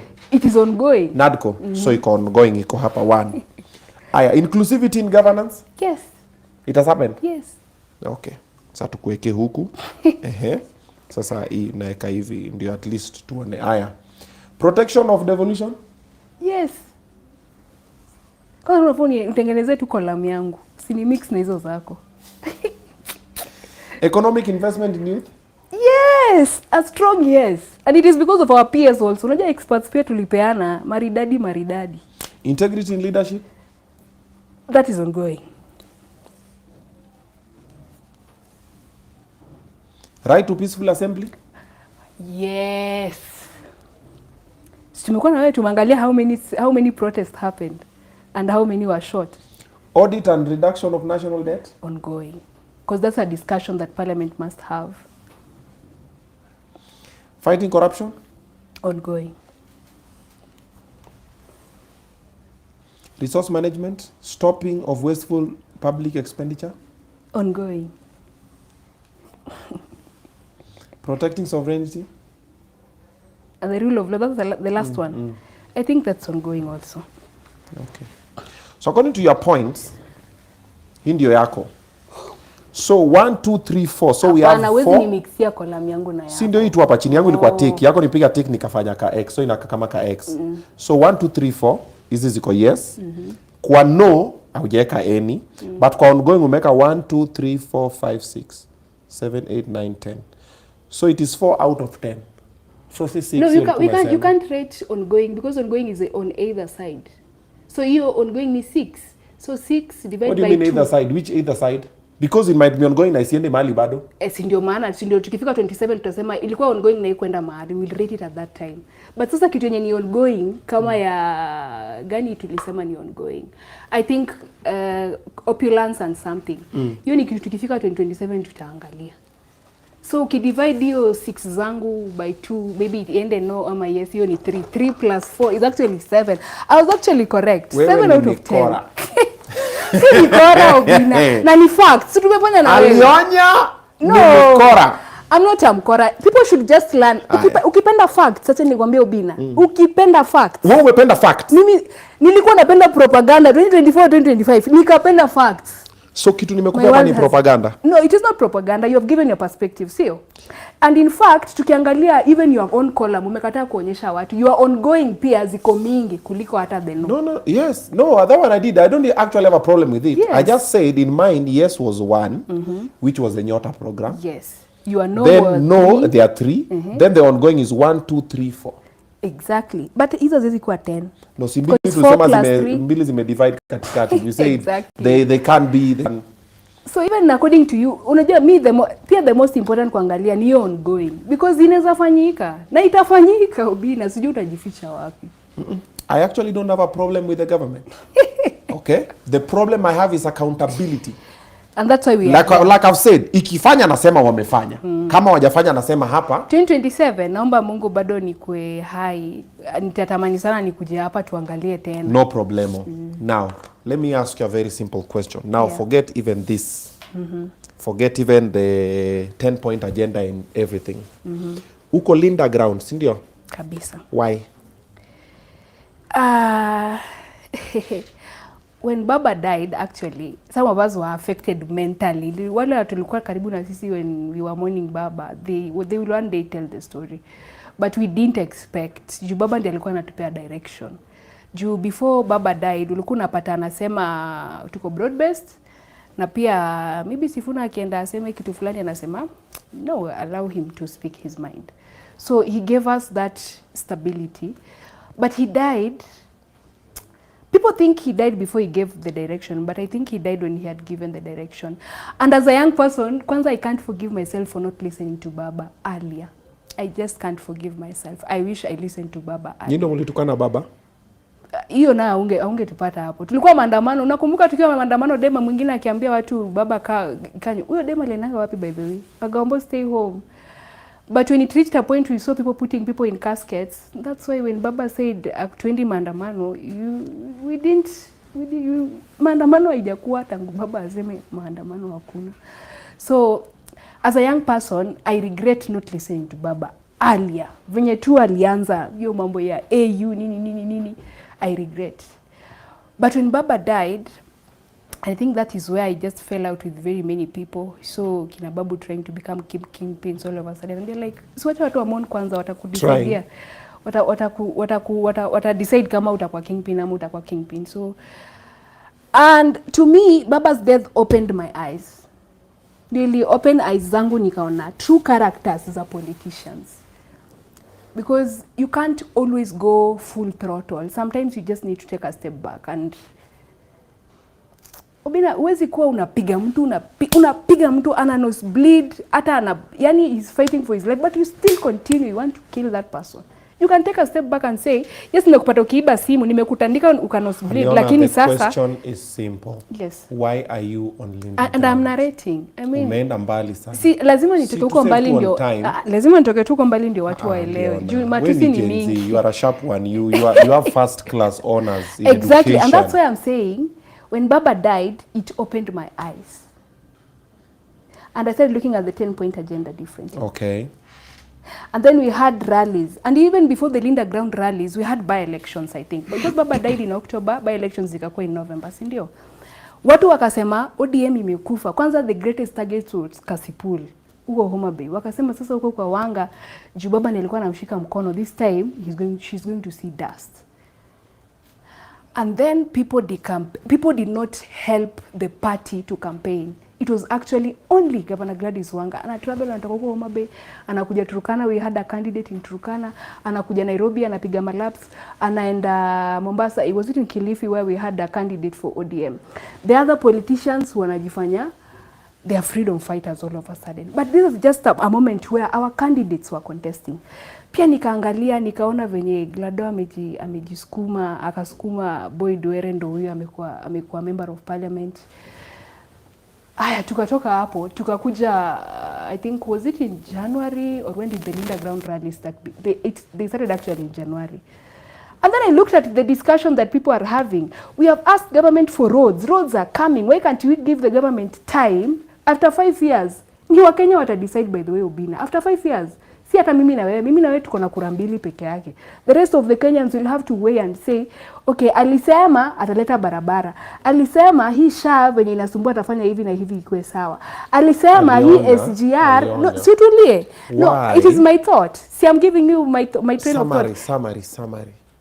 For example, you ask me, Obinna, why are you supporting Linda Mwananchi? And I'm giving you my reasons. And I'll just tell you, and I'm giving they're fighting for the rights of the people. And I'm giving Done. you, and I'm giving you my sijaenda reasons. Kwa Boyd Were, sijaenda Turkana, na sina kupatia. Wewe zone zako ni kama una support Wanga, wewe support ground, una support Wanga. I'm giving you an instance where the party structures were needed the most, but some of them did not stand with the members of the party. So why are you supporting Linda Ground? Linda Ground is not even a party. Exactly. Linda Ground is not a party. It is just a faction within the party. Yes, it's a movement. Exactly. Why are you on Linda Ground? Because they have stood with the broad-based arrangement that Baba asked for. Good. Do I see the fruits? Yes. Are roads being constructed in these counties? Yes. Are our marginalized communities within the party being given priority in governance? Yes. Those are the reasons. So that was the answer I was looking for. But lazima, unajua ningesema hiyo, watu wangeona ni kulipwa tu. But you have to understand, I'm speaking first as a member. Kulipwa na kuna kitu ingine tena. As a member, hiyo ni watu kufikiria. As a member of ODM, Obinna, as a member of ODM, lazima niongee kama member of ODM. Juu kuna place inafika nahitaji kusikia sauti ya SG wangu kama member of ODM. Okay. Kuna place inafika nahitaji kusikia sauti ya party leader wangu kama member wa ODM. You get? So I've given those narrations because I'm a member of ODM. And secondly, I have given the reason of governance or the broad-based arrangement and the things that were required as a voter. Question. You've said the reason why you support Linda Ground. Yes. Okay. Why is Linda Ground fighting to be in the government? Is Linda Ground really fighting to be in the government? Yes. Your party leader said it. It is I not say it for you. fighting. Linda Ground is showing Kenyans the fruits they can get when No. they're associated in government. Your party leader, who is a friend of mine as well, and I also consider him a father, he said, tunataka Hiyo nayo hata nitarudia. Hata mimi Alionya nataka power. Si ndio maana napiga hii kelele. Exactly. Haya. Right now we have two factions in ODM. One faction is saying we have to get out because this unity, Baba did not tell us to go above and beyond. This other is saying Baba left us here, we have to stay here. We are in power and we want power. Okay? So we have two Factions. The one that is Linda Mwananchi is going around the country. What are they talking about? They're talking about human rights, freedom of protesting and the likes, tough economic times and everything. The Linda Ground side is not even talking about hard economic times or anything. Then they're just talking about, hey, we are here, we have to maintain and we have to be here because nataka power. They want proximity to power. Yeah. Question that I want to ask you. Why are you guys lying to President Ruto? In what sense? That you care about him, that you care about his agenda, and we know, tusidanganyane. This one, even all the politician friends of mine, and I've told them this and they know, every politician is normally just about them. It's not even about, it's about what am I getting? Mimi napata nini? All politicians. Okay? Now, the Linda Ground side, what they want is power. They don't even care about if people are being abducted. They don't care about if more debts are being incurred. They don't care about whatever. Then they're just there because they want power. They want to be in the next government. That's why there was stories about Wanga being fronted for deputy president and the likes. Why are we lying to the president that you really care about his agenda? Why? Kwanza tata niseme hivi. Mtu kama mimi sijawahi danganya. I just speak my mind. So when I'm speaking here, I am not lying. Where hujai danganya? Sijawahi danganya. You know I've been here with you for the last 1 hour. I am not. Let me speak as an individual first before I speak on behalf of the party because I'm not the Secretary General. I am not lying to the president that we might actually vote for him in the event that he delivers everything that we have asked for him, from him. What if he doesn't deliver everything? So 27 tutakuwa hapa. Asipo deliver, I mean, okay, you have talked about power. Nacha niambie watu hii nchi. When my party leader Oburu Odinga was talking about power, it is not his power because I don't even think that he might be on the ballot. He has said he is our presidential candidate. And our own constitution inatuambia we are formed as a party to actually capture power. Either as a single party or as a coalition when we come together. So if my party leader is talking about power, he's talking about an MCA in ODM. When he's talking about power, he's talking about an MP in ODM. When he's talking about power, he's talking about even me as an ordinary Alionya. Okay. Nani hataki power? And we are not lying to the president. Hata nikwambie, if he delivers everything, the tyranny of small numbers will come to play in 2027. Question that I want you to answer truthfully. Do you believe Linda Ground has the people or Linda Mwananchi? Where are the people at the moment? Be honest. Okay, you need to understand that the Linda Ground and the Linda Mwananchi are two factions within ODM. Yes, I do. Linda Ground is going round doing grassroots engagements with the members of the party. Yes. Linda Mwananchi, on the other hand, is carrying even people from Jubilee, people from DCP, people from the activists themselves. I mean, are those the members of ODM? They are not. If you went to a Linda Mwananchi rally and picked that's not anything, the question. See, I'm answering. You know, which one is unless you want me to give you a certain answer. No, I've just said which one is with the people. Linda Ground is with the people of ODM, and that is the idea. Or Linda Ground is with the people of ODM. Exactly. And Linda Mwananchi is with the people of the Inchi. I mean, even the people of ODM are the people of the Inchi. But Linda Ground is specifically for the ODM people. Let me tell you. Was Baba with ODM people ama Kenyans? Baba was the ODM party leader first. That part we know, but Baba was and then he was the leader of Kenyans. So do you want to tell me that Oburu Odinga is the leader of only ODM? You said it. Not me. Are you alluding that he's only the leader of ODM? That's what you said. Nimesema ODM Linda Ground iko na members wa ODM. And that is why they are going round asking them. Because, okay, unaenda kwa table kunegotiate na nini? So unaenda kwa table kunegotiate na ODM. When Baba was going round asking, doing engagements before the dialogue, was it the NADCO report? Waliamua kukaa chini sasa waongelele. When he was going round, did he go to counties that are not ODM counties? See, he started with his home first because akienda ongeleshe Wakenya wengine wakubali na Wakenya wake wenye wako kwa ODM wakatai. The ship is not, the bus will not even take off. So first you have to talk to your members of ODM and listen to what they are saying. Okay. And majority of them wanasema hatujawahi kuwa na barabara, tunataka barabara. Hatujawahi kuwa na SGR, tunataka hata tukue na SGR yenye inaweza toka Bungoma, mtu atoke Bungoma mpaka Vihiga. Mtu anafanya biashara between those two counties. Hatujawahi pata airports places fulani kama the northeastern. Tunataka. These are the things that actually people were telling Baba Raila Amolo Odinga. And when they were telling him, Oburu Odinga was there. Okay. Raila Amolo Odinga was the hardware, Oburu was the software. Okay. So you've said you are supporting this squad so that in 2027 they can also support you for a position that you're looking for.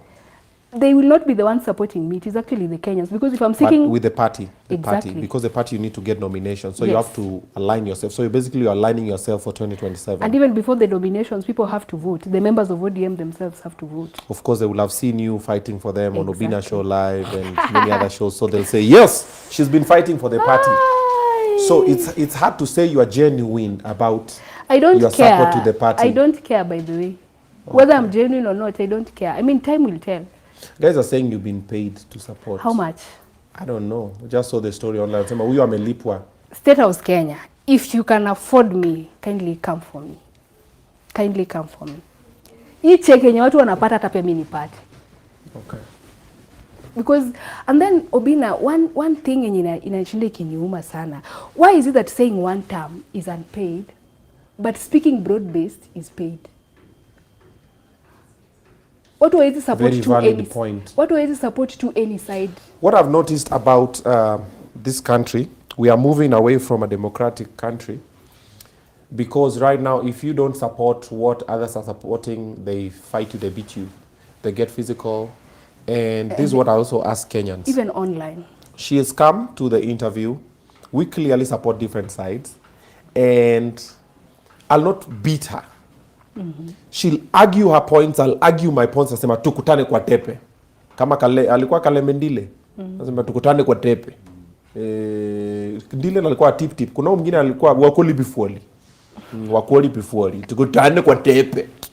So, let's stop this thing of if you meet her on the road, you want to harm her just because she doesn't align with you.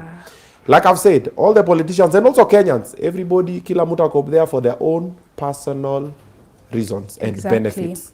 So yeye venye ana support hiyo ni sawa. Si tumejaribu kuleta points zetu hapa. Kuna wale wanani support, kuna wale wana disagree na mimi, iko tu sawa. It is a democratic country and we are allowed to support any side that we prefer. All right. And let me add on that. Yeah. You remember in the youth convention in Kilifi, Joho was speaking and then Zamzam was also asking people, who will be the president? And someone said, Rigathi Gachagua. You saw that video? You didn't see? No. So I asked myself, angekuwa ni mtu wako kwa two-term camp, let's say the one-term camp, maybe DCP is doing a rally somewhere, and then a microphone is given to an ordinary citizen, and then that person mentions, maybe my party leader, Oburu Odinga, tunataka power, or mentions broad-based government, or William Samoei Ruto.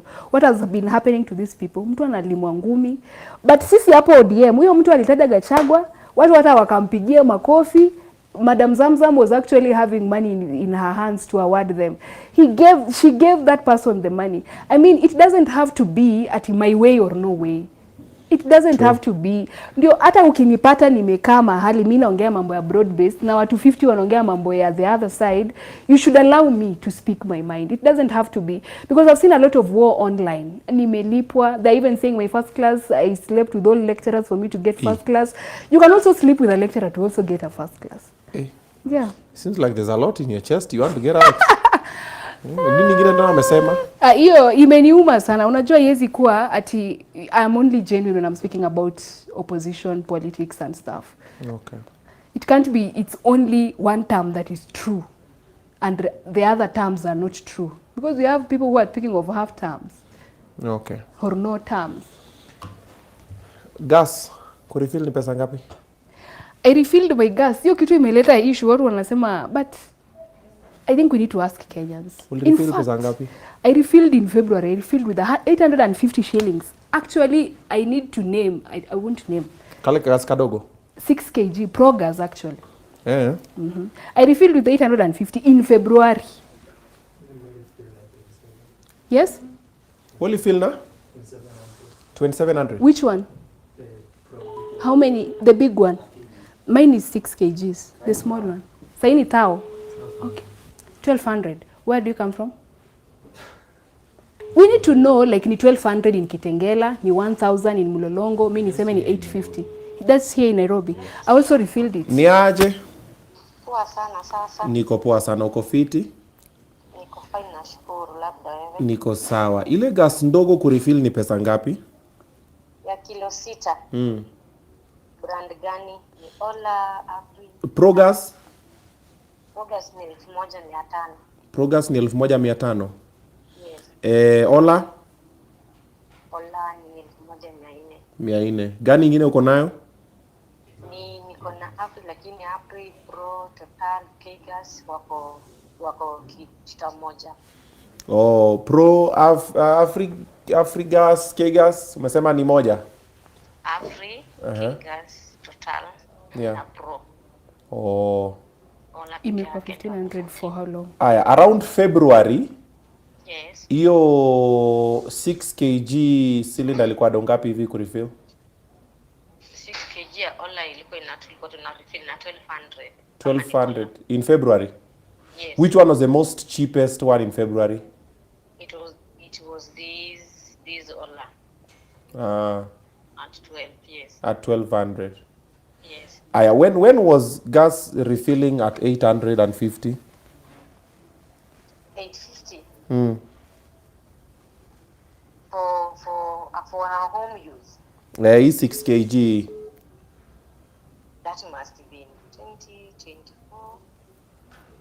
Yes, 2024 and early 2025. But since mid 2025, we jumped into 1,000, unless it's a wholesale price. And we're taking more than 10 cylinders. Yes. Oh, okay. Na umekuwa ukiuza gas for how long? It's more than 20 years. More than 20 years. By the way, mi umerefillia gas for how long? With you, aki. Sitajua zaidi, but unless niulize Kiteka, juu mimi ni mgeni huko. Oh, we ni mgeni. Oh, sijaongea na pole. Aya, sawa, asante.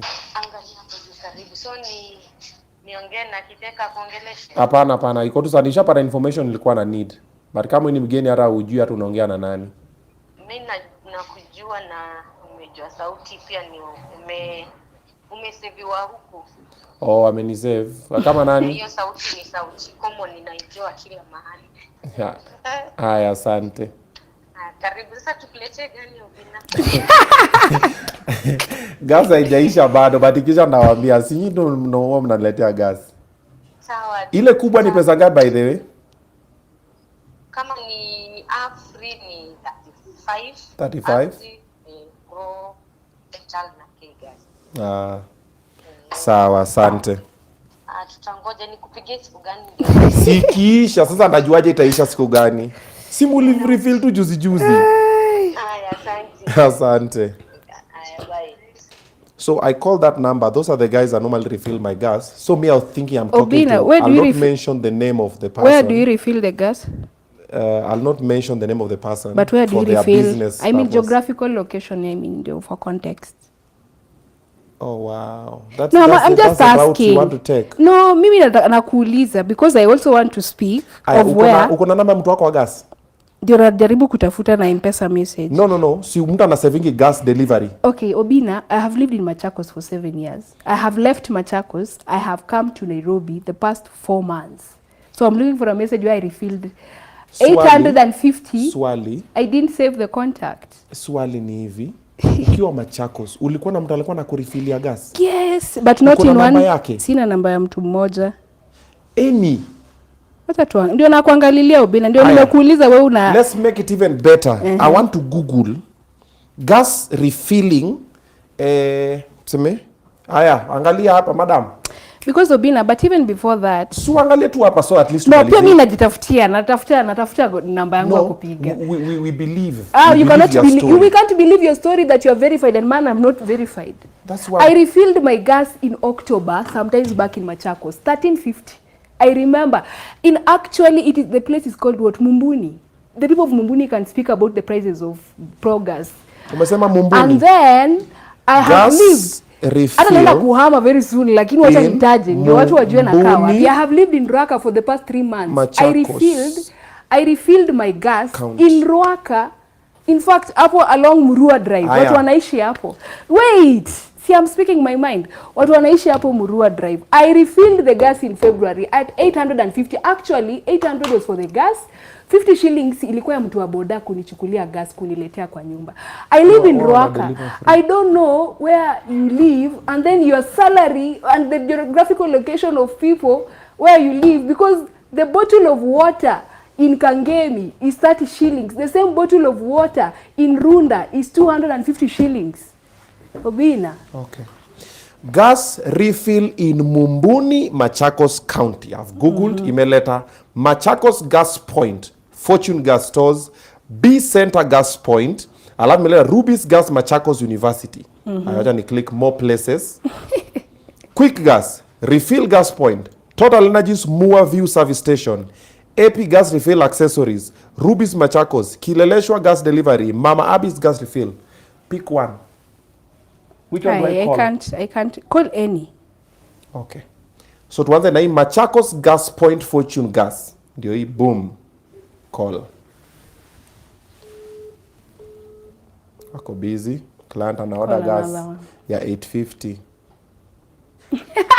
Unajua their gas is so much on demand, guys. It's yeah, 850 is actually. Let me also go. Our co-user busy. We call the next one. Call as many as possible. Ruby's Gas Machakos County. Hiyo imeingia.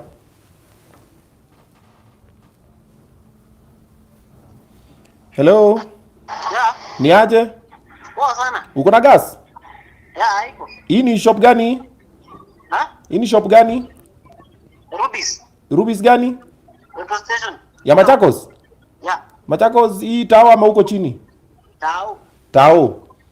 6 kg mnauzaje? Refill? 1570. 1570. Yeah.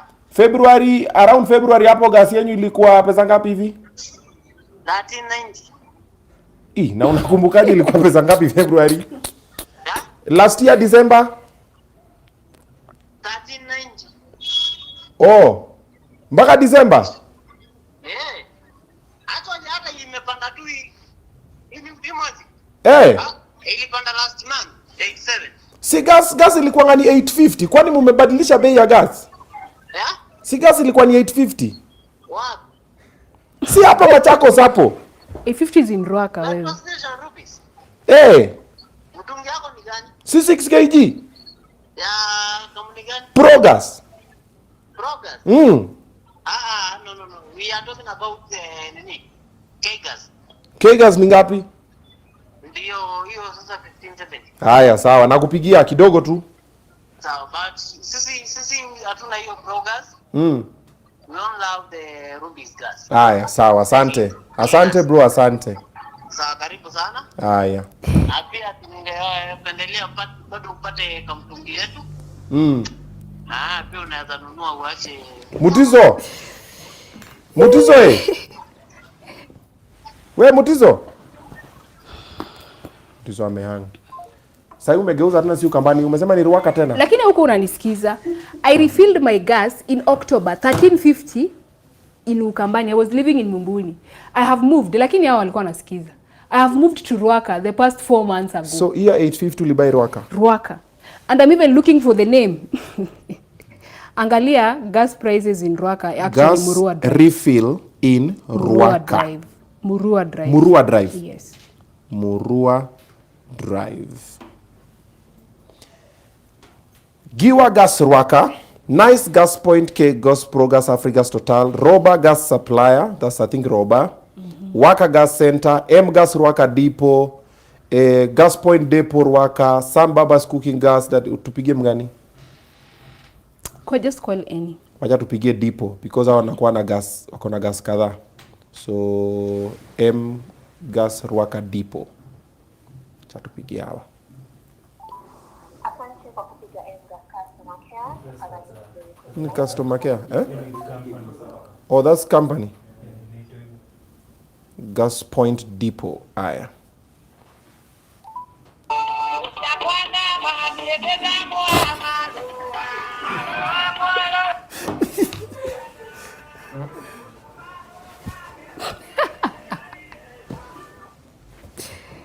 Hello? Yes. Ni aje? Poa. Natafuta kama wa gas. Kama wa gas. Eh. Hapa si kwa kama. Basi ni kwa gas. Oh, uko na gas? Wapi? Hapa ni wapi? Ruaka. Ruaka side gani? Joyland. Oh, Joyland. But Aya, muko na gas lakini Iko 6 kg mnauzaje? 12. 1200. Hiyo gas gani Free hiyo? delivery. Free delivery. So mtu alipangi 50 bob delivery? Ati? Mtu alipi 50 bob delivery? Ukiletewa ni free delivery. Obinna. But si gas ilikuwa tu 850 juzi February hapa. Ujipenye kunaenda Kenya. Mambo na mafuta. Oh. Kila kitu kwa juu sasa. Tunauza hivyo sai. Oh, sawa. Wacha nipige 1 alafu nikupigie. Ni sawa, asante. Umesema tuchezee game mpaka saa ngapi? Lakini umesikia amesemaje? Gas imepanda juu ya mafuta. Ungemuuliza ilikuwa inauzwa how much before ipande. But that is Joyland. Joyland is neighboring to my place. Actually, Obinna, once I live here, I'm going to where I refilled my gas. I'm going to ask for the M-Pesa message. I am coming pale. It was And 850, then, yeah? It was 850. Enda kwa Actually, M-Pesa, kwenda kwa text zako andika tu 850. ndio nimeangalia Itakuwa highlight. 850 zote. Highlight, you have been transacting iko. a lot. Obinna. Oh, sorry guys, she's been transacting a lot. Haizi trace 850. Ukiandika tu 850 za kutolea 850 zote this is umetuma. someone, this is Paul from I think anakaa Lang'ata. He's saying he refills his gas at 800 na ameuliza sahi pipeline it is 950. 950 pipeline. Okay, Ruaka tumeona ni 1200. Kuna place umepiga umeona ni 1500, clearly showing that prices are different in different places. Okay. Nikienda nitafute mali nililipa 850 because I had moved to that place in January. I refilled my gas in February. Okay. Will you air my video when I'm actually asking that person? I will. I will go to there. proof, I'll post and I will pass In it fact, on. I would have loved to go with you, but I know utembeangi na watu bado wajaomoka wana TX. But I will be there and I will record. And I think they would be watching because they have been seeing my videos. Nasikia naumia sana when people can't speak because kuna mahali hii Kenya sahi watu wana refill gas 800 but they won't say because of backlash, like the way Obinna is taking me through backlash here. So tumeona price ya gas Ruaka ni 1200, ya gas in Mumbuni, but the one you have called is actually a petrol station in Machakos town, Ruby's, 1570. That's a difference of 200. This is what I would say. Okay. The person who knows the truth in this matter. And the We people, don't know. And the people watching. All we can do is speculate. You cannot Okay. speculate. And then Obinna, before you continue. And wacha nimaliza alafu. Sawa.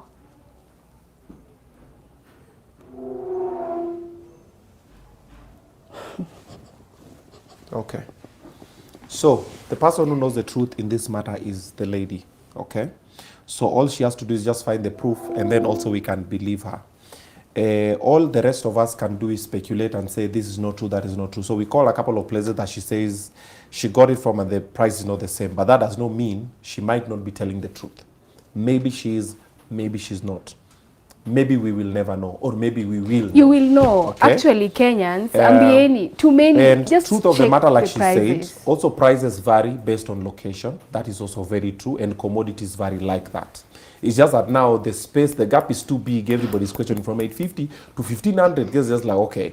However, we will leave that one for her to ensure. Also, you, when you're buying your gas, ensure you're buying your gas from very legitimate people. Utabai gas ya 500 ama ya 300 ama ya 200 ikulipukie kwa hao, because it's not the legit gas, because you've seen where the prices are. You want to go for cheap. Cheap is very, very, very expensive. Also, there are people who use smaller cylinders than the 6 kg one. Kuna hizi zingine zinauzwa sijui hapa, kuna hizi watu wanaekabaka kwa gari zao za hizi za cab, taxi nini. So there are very many ways that people are surviving out there. So we'll not just rule out and say it may not be true. However, we are taking it with a pinch of salt. My dear, thank you for coming to the show. But I have not finished. We will finish next time. It is not fair, Obinna. Life is very unfair.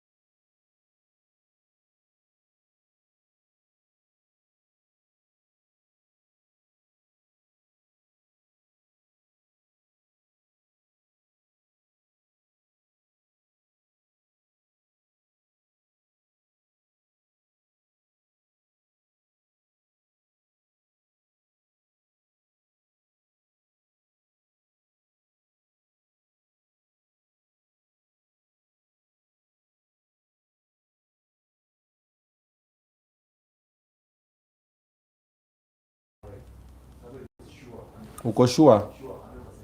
We're back. Guys, apologies kidogo, internet imefanya mushkil. So there was something you're saying. Just start from that point. I was saying that the net income of Obinna is not the same net income of Alionya. And so where I would refill my gas, the prices would be different from where Obinna refills his gas, because of course of our status.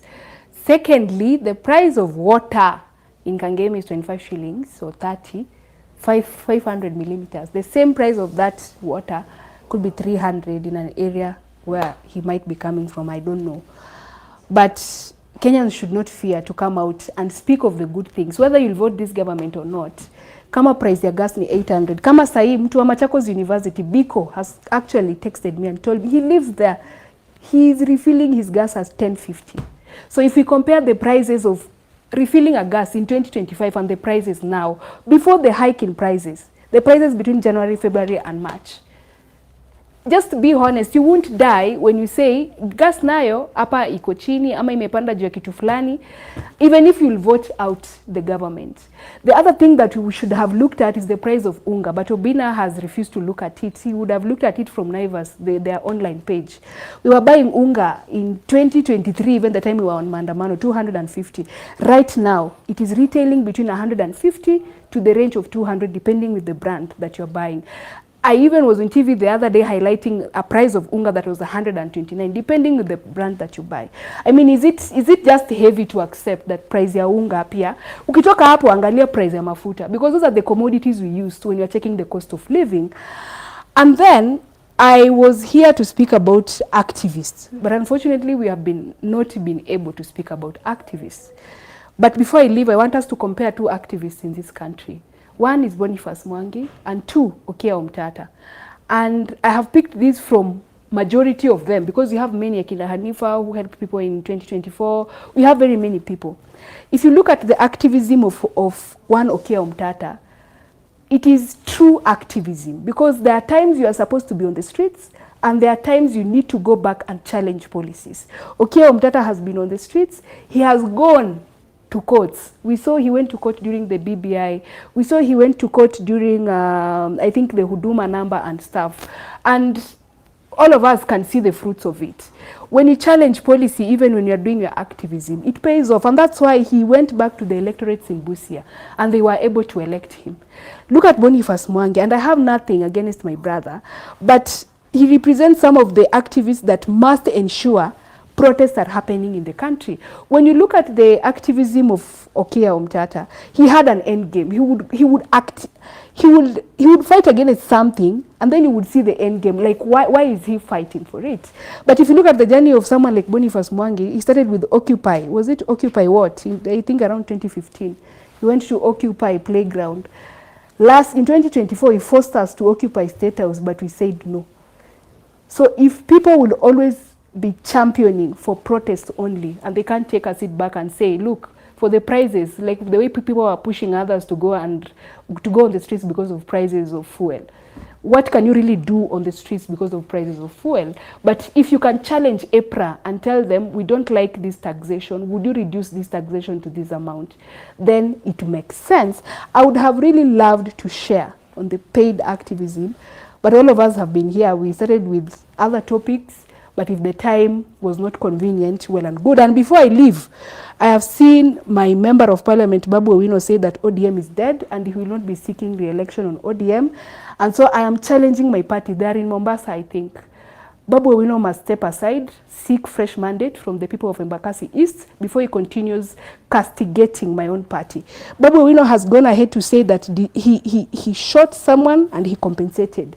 But when this government, this is the only government that has started talking about compensation, people are still saying that compensation does not work. If you can forgive DJ Evolve for shooting someone, and we saw, and he compensated that someone, why can't you forgive this government? Why can't you forgive this government for the atrocities they did, and then we focus on other things?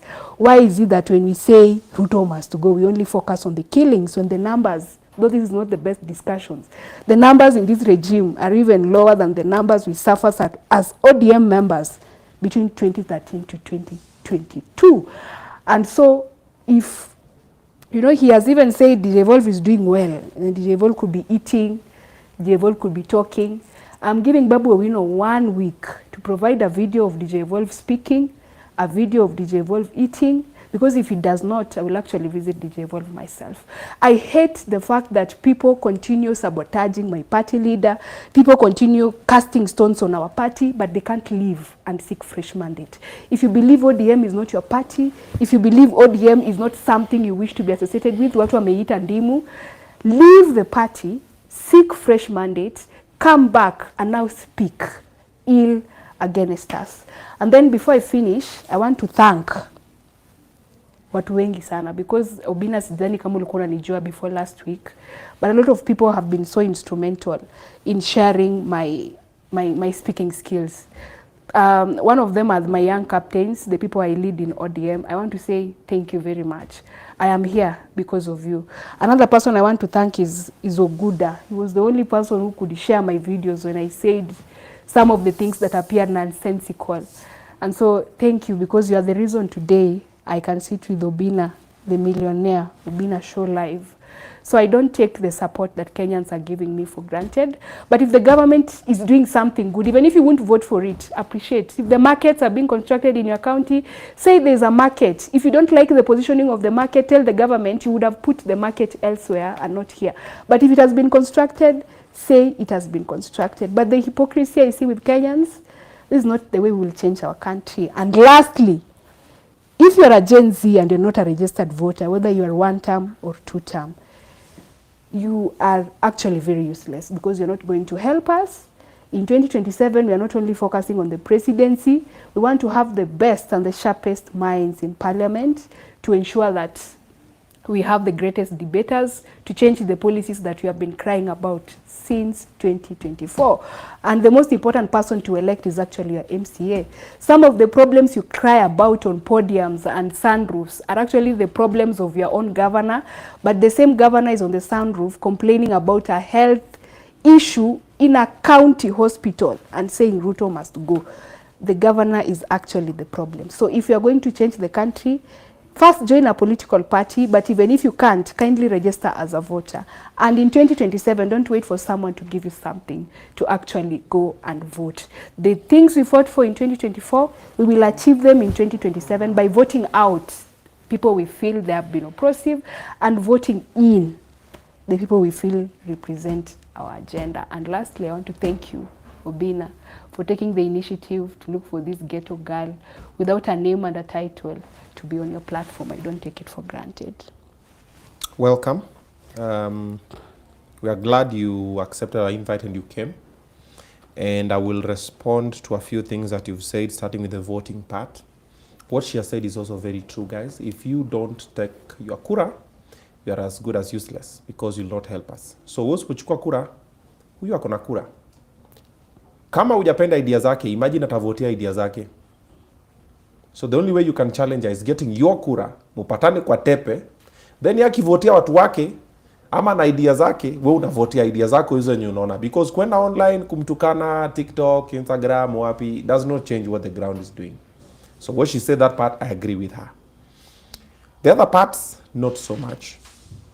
She's just compared Boniface Mwangi, aka watered down the activism that Boniface Mwangi has been doing all along. Akaichukua, akaifanya hivi, akaidunyua, akaiweka huko as if it's a very useless thing. Ati, oh, Boniface Mwangi, ati, no, okay, Mtata, you have to know when to legislate. She's forgetting Boniface Mwangi has been fighting for different human rights since time immemorial. He's been arrested, he's been brutally beaten, even sexually abused, fighting for human rights. And the same Boniface Mwangi ran for a political office. He wanted to be a member of parliament for Starehe. Na ni nyinyi ndiye hamkumvotia. So if you gave him that chance, he would have still fought for you guys in that parliament. But because you guys liked opulence and other things, you voted for other people. The same way right now, I've said this thing and I will say it again.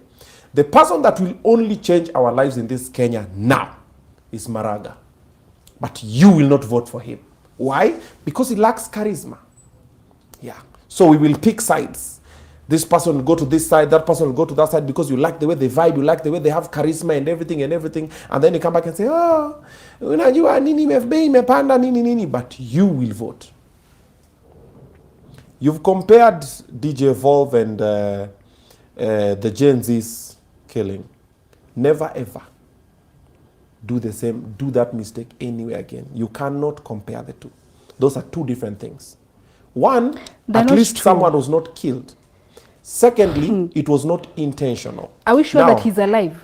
I am talking, now let me school you, young girl. DJ Evolve is a very good friend of mine. Okay. And so is Babu. And when that thing happened, we were all friends together. And whatever happened was an accident. And like I've said, I'm not at liberty to say it. One day Babu will say it. But I know exactly what happened. And when it happened and Babu realized everything that happened, he was there since until today. Even when we were doing the concert for Vinny Flavor, we were there with DJ Evolve. He attended the concert. And Babu took responsibility, and that thing that happened with Babu with DJ Evolve changed his whole perspective of life. Babu stopped using drugs, abusing drugs, doing whatever, everything that was doing. I sit with Babu, he's a very different person. And like we say, we learn from our mistakes. But that does not mean, because Babu did not do this, now, because people are killed. No. There's a very different thing. So don't compare the two. I did not compare. Very different things. What I was asking for is that we need, and I've given you one week. If he doesn't do it, I will do it. We need to see a video. Please do it. We need to see the presence of DJ Evolve eating, because today he said DJ Evolve is eating very well. DJ Evolve is speaking very well. When you see the video, what next? My context No, is, when you see the video, because I can just do that for Babu. Babu in doesn't fact, have to do that. do it I can for do us. it. We want to see DJ So Evolve, when I do actually. that, what next? You do it for us. We'll show you what next. But my context wasn't comparing the deaths of people. But if you're being genuine, Obinna, if you're being genuine that you don't want people to be killed in this country, anybody who has used a firearm wrongly, even I think in the government there's someone from Bungoma. Those are people who should not be holding offices, whether you killed someone or not. Let me tell you, if the video of DJ Evolve never came out, and you should be asking yourself, the person who released that video, where is that person? If the video didn't come out, I can tell you today, DJ Evolve will not be alive. So if the video has come out and people know how to wash their dark skins or their dirty linen, so you want to say you are taking care of someone, but the government is here, has said compensation, people are still fighting for the same compensation. So if you're being genuine, wewe unakataa mambo ya killings na Ruto must go etc. And I saw even these activists with President Ruto the other day kwa Kalasha Awards. Mbona sikuona wakishout Ruto must go kwa hiyo Kalasha Award? Ruto amewaongezea 300,000. Mbona sijasikia mtu akisema reject the 300,000 given by the president? The hypocrisy in this country is too loud, Obinna. And that's what I'm saying, that if you can forgive DJ Evolve for shooting someone just because he didn't die, then we can forgive then all the governments, not even this government only. We can now forgive all the governments for the killings we have had on the streets, and even people who still work with the injuries. Kenya nasema ni kama utaki kupigia mtu kura mwenye ashaitumia risasi, then Babu Owino is not an option. And if you can do that on camera, just imagine what he has done off camera. I mean, if today I went and told a child in a certain ghetto that Babu can kill, that child would believe, because there's an evidence of him trying to kill someone. Has he killed?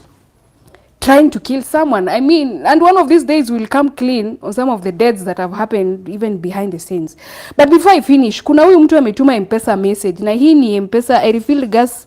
This is Diani. Diani, they were refilling at 1350, and this is an M-Pesa message of the person who paid. This is 6th March. I wish I could show it. 6th, this someone is called Eliud. 6th March 2026. The person refilled that gas at 950. I mean, if you're going to compare the prices, hata ya hii ya huyu mtu amesema anaishi wapi, let me just check. Kasarani. So people of Kasarani this person refilled at a place where mtu anaitwa Alice Ngerema. Kama ali refill na 950. Na hii ni March 2026. I mean, why can't we accept that the government is doing something? If you compare it with last year, ilikuwa 13 something. There's something happening. There's something happening, Obinna. Habebo, madam, can we now finish there? We can finish. I will invite you again, and now I'll bring someone from the other side. Sasa mumenyane humundu. Actually, that one is the best. And don't just bring one. You can actually even bring around, because there are very many Gen Zs who have gone in the political spaces, others are asking. You can even have 4 or even 5. Even if I want to be on that space, I would love other people to come and speak. No. I'll call you and call one other person. So mkwetu watu wawili, 2 term versus 1 term. Na nikitoka hapa, naenda kuzunguka hii nchi mpaka nijue prices of gas in Garissa. That is an assignment I've given myself. So how is that changing the farming in Mesopotamia? that will, let me tell you, that will change the 7 million voters who voted for Raila to see that when Raila talked about cost of living, kama ilitoka 13, 15, 70, ikakuja 800 yenye mimi nilirefill nayo, and I'm going to verify. Those people will vote for the broad-based arrangement. Bye. They kosok they. They dala kosok they. Tribalism. Why can't you just speak in a language that Kenyans can understand? That's English. English is a very international No, there are people from Ruaka where I live that don't understand that Bye. language. Bye Kenyans, and thank you for watching. Thank you for the support. Na watu wote wenye mefanya niko hapa from the bottom of my heart. They Ruaka kosok they. Nawapenda tu sana. Na mkinisukuma naweza jipata huko CNN. I'm coming up next with the next guest. Huyu override time yake akaingia kwa time ya next guest ameingia. Na hata tuja tackle. Yani I've not even ticked a single thing that we were to discuss on. So atarudi tutackle hivi. Mention tu Juju. I've not tackled a single thing here. Hey, we had so much to tackle. Okay, wacha nianze na where I put my But it shows I'm a great debater. I'm a bad debater. We want to get to know you, your schooling. We want to get to talk about ODM, the Central Committee. We'll talk about Gunism. We'll talk about the 40% of the cost of the liter of fuel that goes to taxes, about IPRA. Wow. We're about to talk about opposition politics. We're about to talk about 2024 finance bill protests. We'll talk about activism scene driven by payment. We'll talk about Governor Kangata ditching UDA. Bana ama tuanze tena. We're talking about ODM still serving oversight role like before. We're talking about the broad-based government. We're talking about the MOU, the turn point agenda. Like we had a lot of ground to cover. And they're the best topics. I wish. No, don't wish. Covered. That is not a strategy. We will. See, we have them here. Kwani una nisi bado hujama Rwaka. So unaambia Rwaka juzi venye umeanza kulipwa na government. Umeanza kulipwa na by the way, unaona hapo Rwaka kwenye naishi kuna market inakuwa constructed, like it is ongoing to remove the people who are actually hapo kando ya barabara. So watu wa Rwaka pia hata kama mtu amvotia semeni hatuna kuvotia lakini umetupea market. It shows, inaonyesha maturity kitu fulani. I mean, I was just mentioning because you're mentioning. And then lastly, Obinna, ulikuwa umeweka hapo kwa tablet that you wanted to know me. I think mimi kwanza nataka ku make it in life ndio watu wajue nilitoka wapi. Sasa nikishare story yangu ita make sense na bado naenda kupanda matatu pale. So hiyo ni okay. We have a QR code up here. It is called Buy Me Soda. So if you scan it, you can buy me soda. If you like the show or you like the guests on the show, unaweza nunulia soda na scan hapo unasema ni aje nimebuy ka soda hapo. From 50 bob going onwards, scan tu hapo itakuja kwa simu yako. Changamka na asante sana. I'll be back shortly.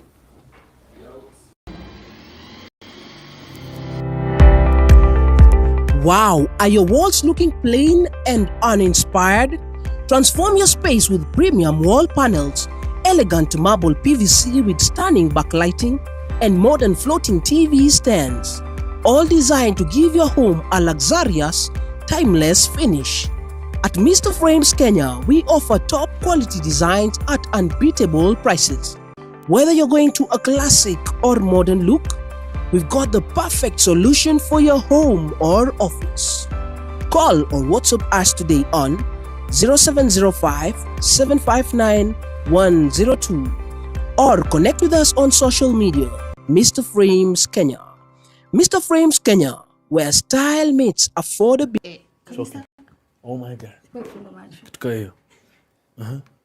Si unaona unafinya nusu like this from this side. Yote. Hivyo. Okay.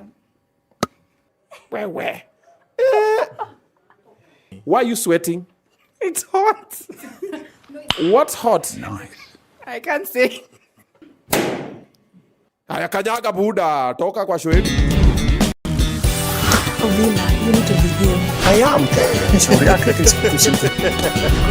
Check guys. Need water.